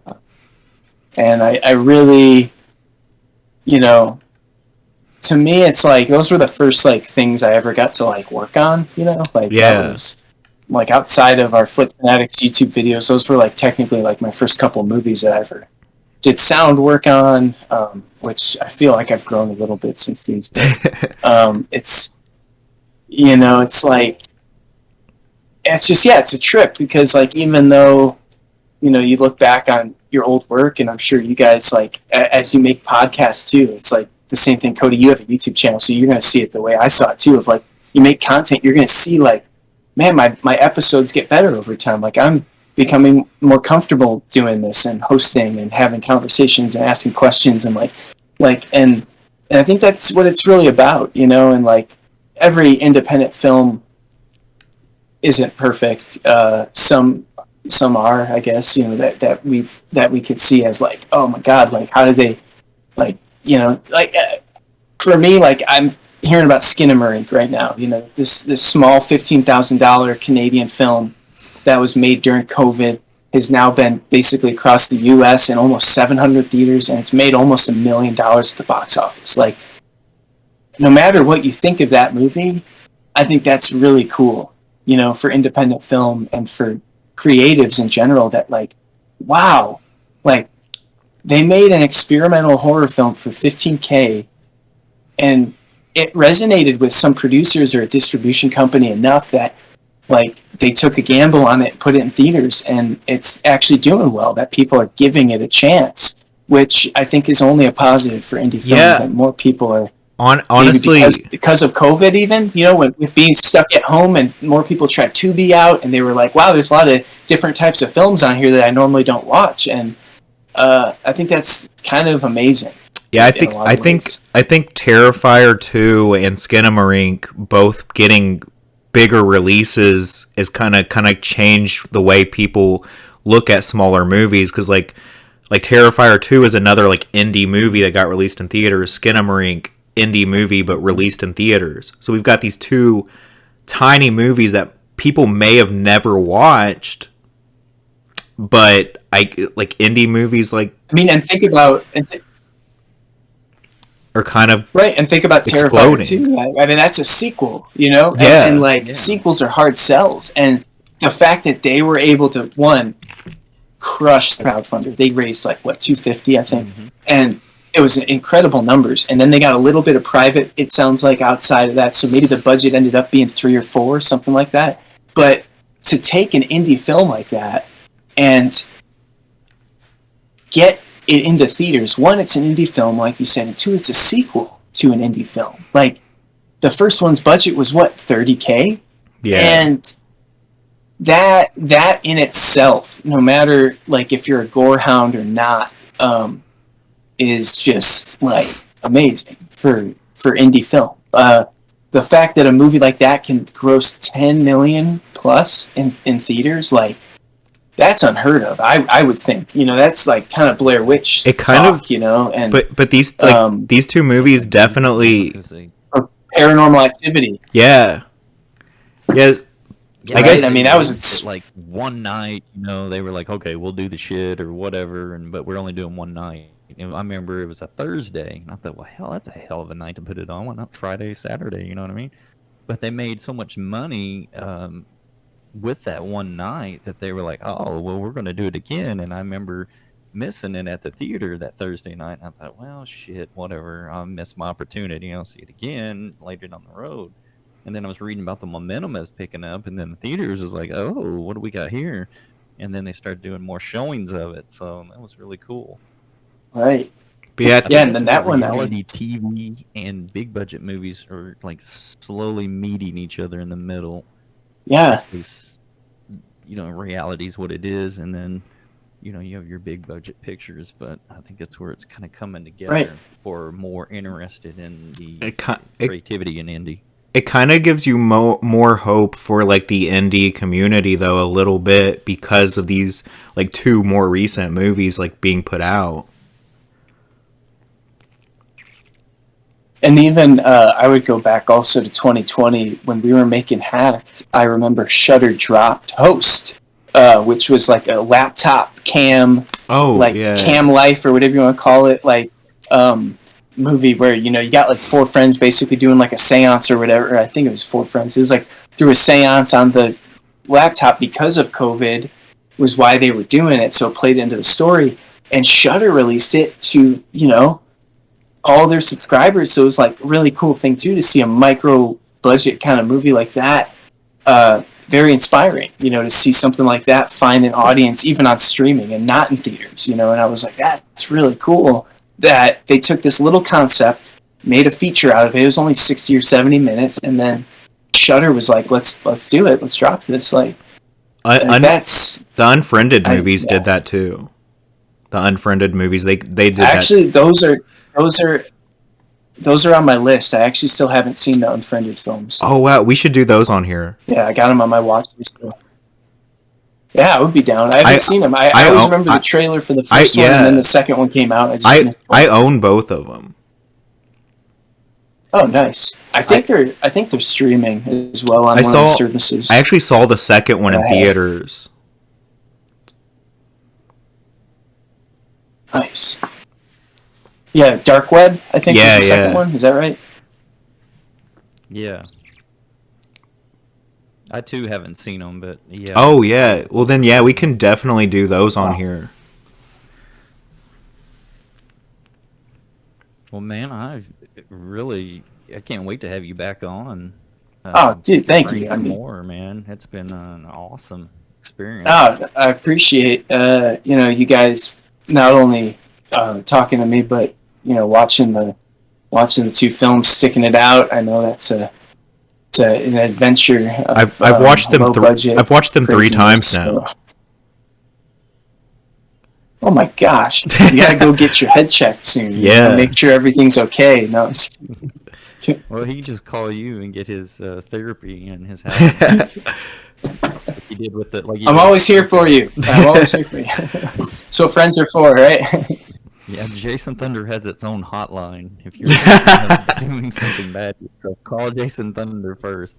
And for lack of a better term, just for the Jason Thunder dialogue of how he talks, this is not my quote, but Jason Thunder would probably tell you, for lack of a better word, not to wuss out, or don't be a wussy, but something else, something along those lines. What's the matter? You got more to offer. Quit being a pussy. Yeah, exactly. I love it. And we'll have to chat more. It's just like talking movies with you guys. We could talk about Punisher and Dredd and all sorts of cool stuff all day long. Honestly. Oh, yeah, definitely. Done some freaking Italian. I've been trying to talk to Kody about getting into some Italian horror movies. Oh, dude, yeah. Hilarious. He would like some giallos, like getting some of that Argento stuff if you haven't. Yeah, I haven't. I mean, he's the staple. I haven't seen many Italian horror movies yet. Like, I'm a big fan of, like, they do that whole Mothers trilogy, or Dario Argento did that whole Mothers trilogy, where, like, Suspiria, and then it's Inferno, and then the last one was in the 2000s called, like, Mother of Tears. And I know, like, each film has their own kind of reputation, but I really liked Inferno. When I saw that one, it was, like, something about how atmospheric and moody and just memorable a lot of the look of the film is. Played into the dreariness of some of the story too, and it was just really, like, just kind of stuck with me when I saw it, and more so than Suspiria even. And it was like, that was cool when I saw that. I just remember being like, man, this must have been a big influence on, like, Nicholas Winding Refn with, like, Drive and Only God Forgives and, like, stuff like that, where I'm like, yeah, I really like this kind of, like, it's not like some will say, like, movies like that, or, like, even some of the modern Hollywood, like, stylistic movies are, like, style over substance, but I'm, like, a firm believer that like you kind of can tell a story through style, like if you do it right, and like you could do it in your own way, and that's like the beauty of film. And like even again, Skinamarink, like not to keep bringing it up, but I watched it and it was like not like, to me it's not like a movie that I'll revisit every year, but I liked it. Like it was unique, it was interesting, it kind of challenges you as an audience member in ways that a lot of movies don't.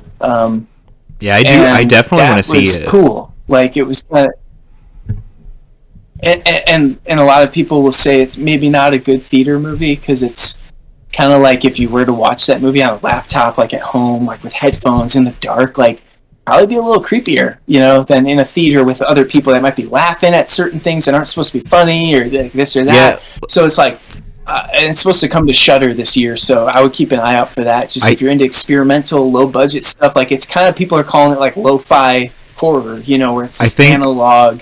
I think back to the 90s. I think when I go to watch it, I'll probably watch it when I'm like completely home alone. I'll probably like turn all the lights out, that kind of thing. Some headphones. Yeah, headphones if you can. I don't know if I can get. It's one of those smaller kind of movies. Oh wait, I can get headphones to my TV. I do have a. I can get headphones to my TV. But also, actually, you don't have to though either. Like if you just play the movie pretty loud, like there's some voice work in it that's done really like cool and creepy, kind of like where, though, just the way it's mixed and edited, it's pretty unique. Like again, like it's not for everybody. I've been seeing a lot of 1-star reviews online and stuff, but I'm probably more in the middle to favorable for myself. But like, yeah, it was unique. You know, you don't see movies like that every day, and I kind of dig, you know, the approach of like, hey, how can I tell this weird story about these kids that wake up in the middle of the night and their parents are gone, and then things in the house start disappearing and like stuff starts happening, and like that's all you get really, and then it's like all from there is creativity. And so that's like why seeing a movie like that too, to me, was like, wow, this is like inspiring. Like I want to go make like an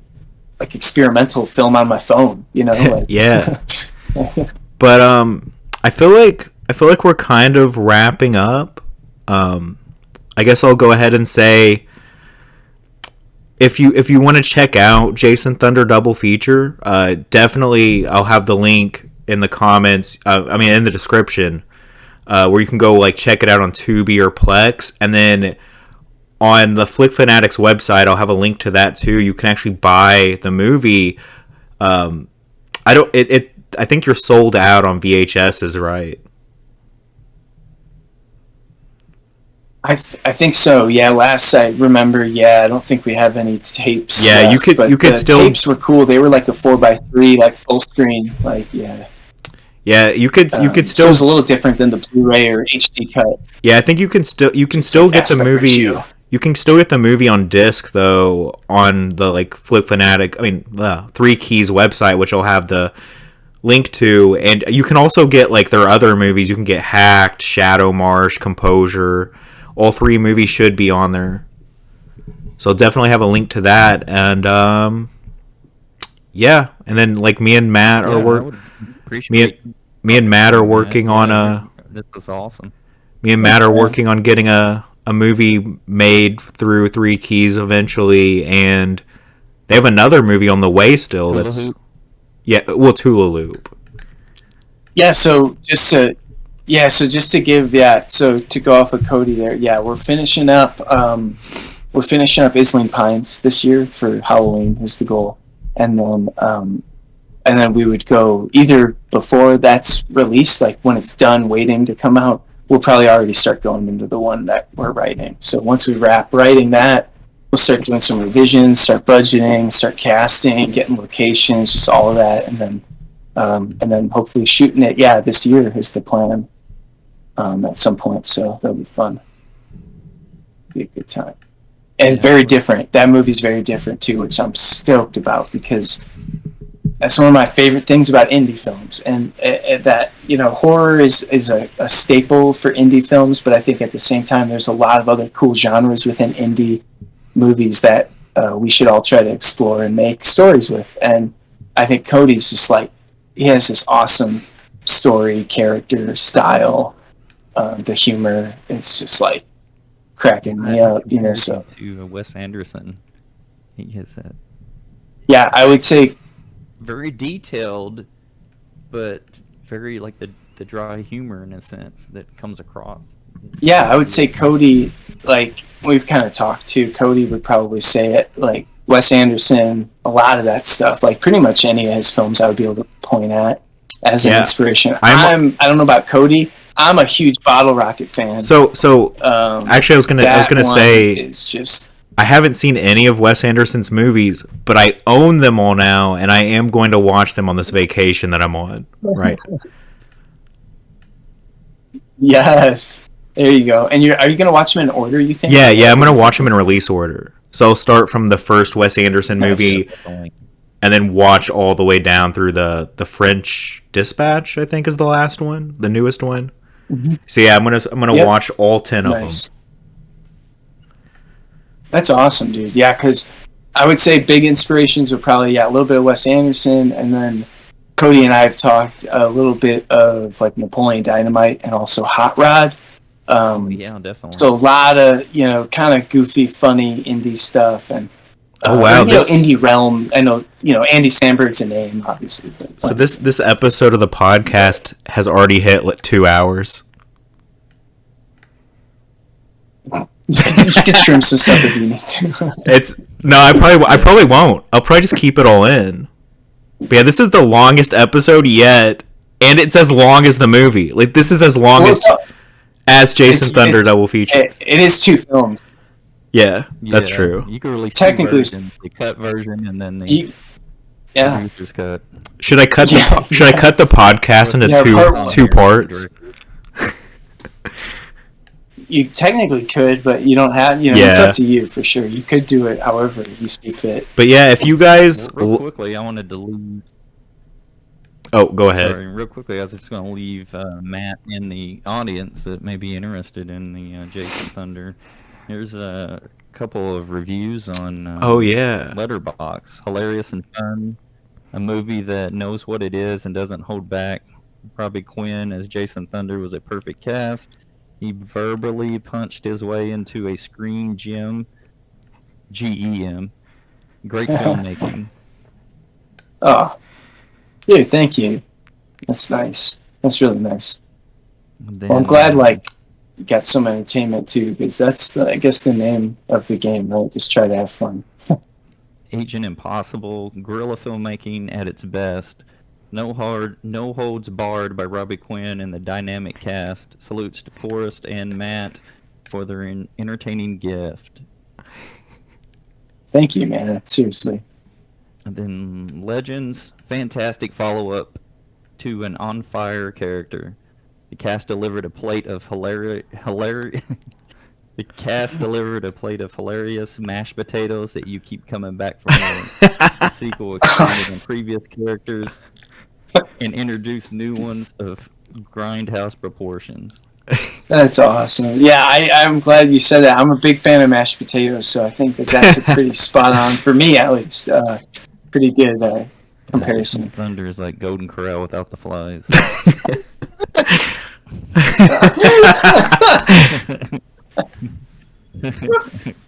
I'm going to have to ask you if I can put that on the back of the next release we do for it. A quote from Jay. Yeah, it'll be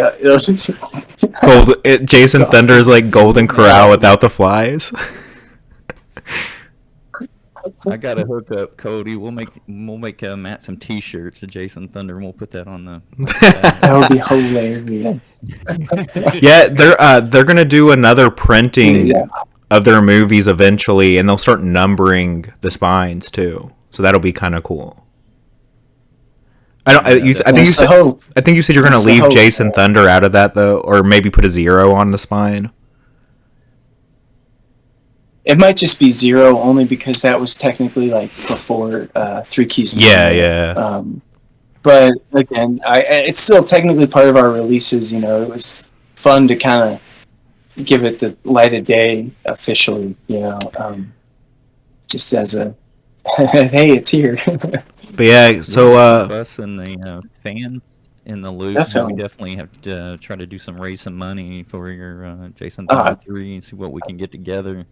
Dude, that would be fun, man. Seriously, and you guys can be part of it too, because it's what it's all about. It's just like it really was, a group of friends just getting together and having fun in the summer. And it's crazy. I've gotten to work on some fun projects like since then, and in the sound capacity of things. But like the Resonator, something about that was the Jason Thunder stuff is some of the best memories, that I have for sure. Because it's just nothing beats like hanging out with your friends. It's just it was. We could have filmed something that had no story or nothing, and I still would have been like, yeah, this was a great experience. Yeah, it's more than a throw together movie, though. I mean, there's really something there. Like we were just talking about the Terrifier, it's starting out with Hallows Eve and then Terrifier, Yeah. Terrifier 2. I could really see Jason Thunder like build it into something. That's awesome. Well, hey, I'll tell you up front, just a quick, when I was saying before, like, oh yeah, like 10 times where I was like, oh, if we do a third film, if we do a third film, I would love to do like a mini series of comics that either go hand in hand with it or are like a spin-off of it. And then after a third film, a good friend of mine who's played Lying Larry or Honest Larry, sorry, spoilers, Mitch Healy, he's extremely talented, very funny guy, but also a great animator. Like I've done some sound design on some of his animations that he's done over the last 5 years, and I want to get money to pay him to do like an animated series of Jason Thunder where we could not have to worry about budget, and it's almost like Saturday morning cartoons and every adventure is different. It could even be a limited thing of 3 or 4 episodes, and each one is its own crazy adventure in 10 minutes, time, like an Adult Swim kind of runtime. And so those are like, it's... Yeah, that's how The Simpsons started out on the Tracy Ullman show, just little bitty, 20-second, 30-second clips before a commercial. Right, yeah. Yeah, because I think, like, to me, it's just that's what it's inspired by, like we were talking about earlier, just a lot of that, like, a little bit of the G.I. Joe cartoon, a little bit of the vulgar comics we were talking about, action movies, and it's like, it seems like if we could make a third film and cap off a trilogy, that it would be ripe for a fun little animated outing of sorts, where we could really go over the top even more, just... The sky's the limit with animation. That's the beauty of like... Yes, exactly. Yeah, you could draw anything. You could paint anything. It's like, oh, you want a giant monster that's going to crush a city? Here you go. Like, So, yeah, there's just a lot of fun kind of concepts for it that I would love to explore one day, for sure. Yeah, so if you guys... I really appreciate you guys having me on. Yeah, definitely. Yeah, no problem. I'll definitely give you a Daniel LaRusso bow. Oh yeah. Yeah. Dude, I'm a big fan of Cobra Kai. I've been watching it. It's sick. I haven't seen it. Yeah, it really yet. is. Like I didn't think I would like it or love it, and I love it. It's I never expected like to sympathize and like Johnny Lawrence so much. Like the way he's written, it's done really well, for like I like Karate Kid, but I don't say I'm like a huge Karate Kid fan. So I went into Cobra Kai being like, I'll see what all this fuss is about, and then I'm watching it and I'm like, this is kind of awesome. Like I kind of love this. Like I'm stuck at binging, and she would be like, we got to go to bed, and I'm like, man, I'm wide awake. This stuff gets me fired up. I just sleep. I'm excited. Exactly. Like, and it just got confirmed for a 6th and final season, I've read. So that's cool. Super cool. But yeah, you would probably like it, Kody. Yeah, I have season 1 and 2. I do have those on DVD. Well, you'll be rushing out to get more. But yeah, I got a friend who don't really like shit like that, but he grew up on the Karate Kid, and I told him about it, and he had all 5 seasons watched before I got through them. I was just like, wow. But yeah, I guess thank you guys for watching, and if you guys enjoyed our podcast, you can hit the like button, subscribe, because there's definitely gonna be more episodes to come. And so thanks everybody for watching, and then thank you, Matt, for coming on to the podcast. Yeah, thank you for your Thank you, man. time. No, I appreciate you guys taking the time to not, like I said, not just watch the movies, but now we're talking hours about the films. I appreciate you giving it the time of day like that. So yeah, we'll see you guys. We'll see you guys in the next episode, which we're actually going to record soon, and Matt's coming back for it.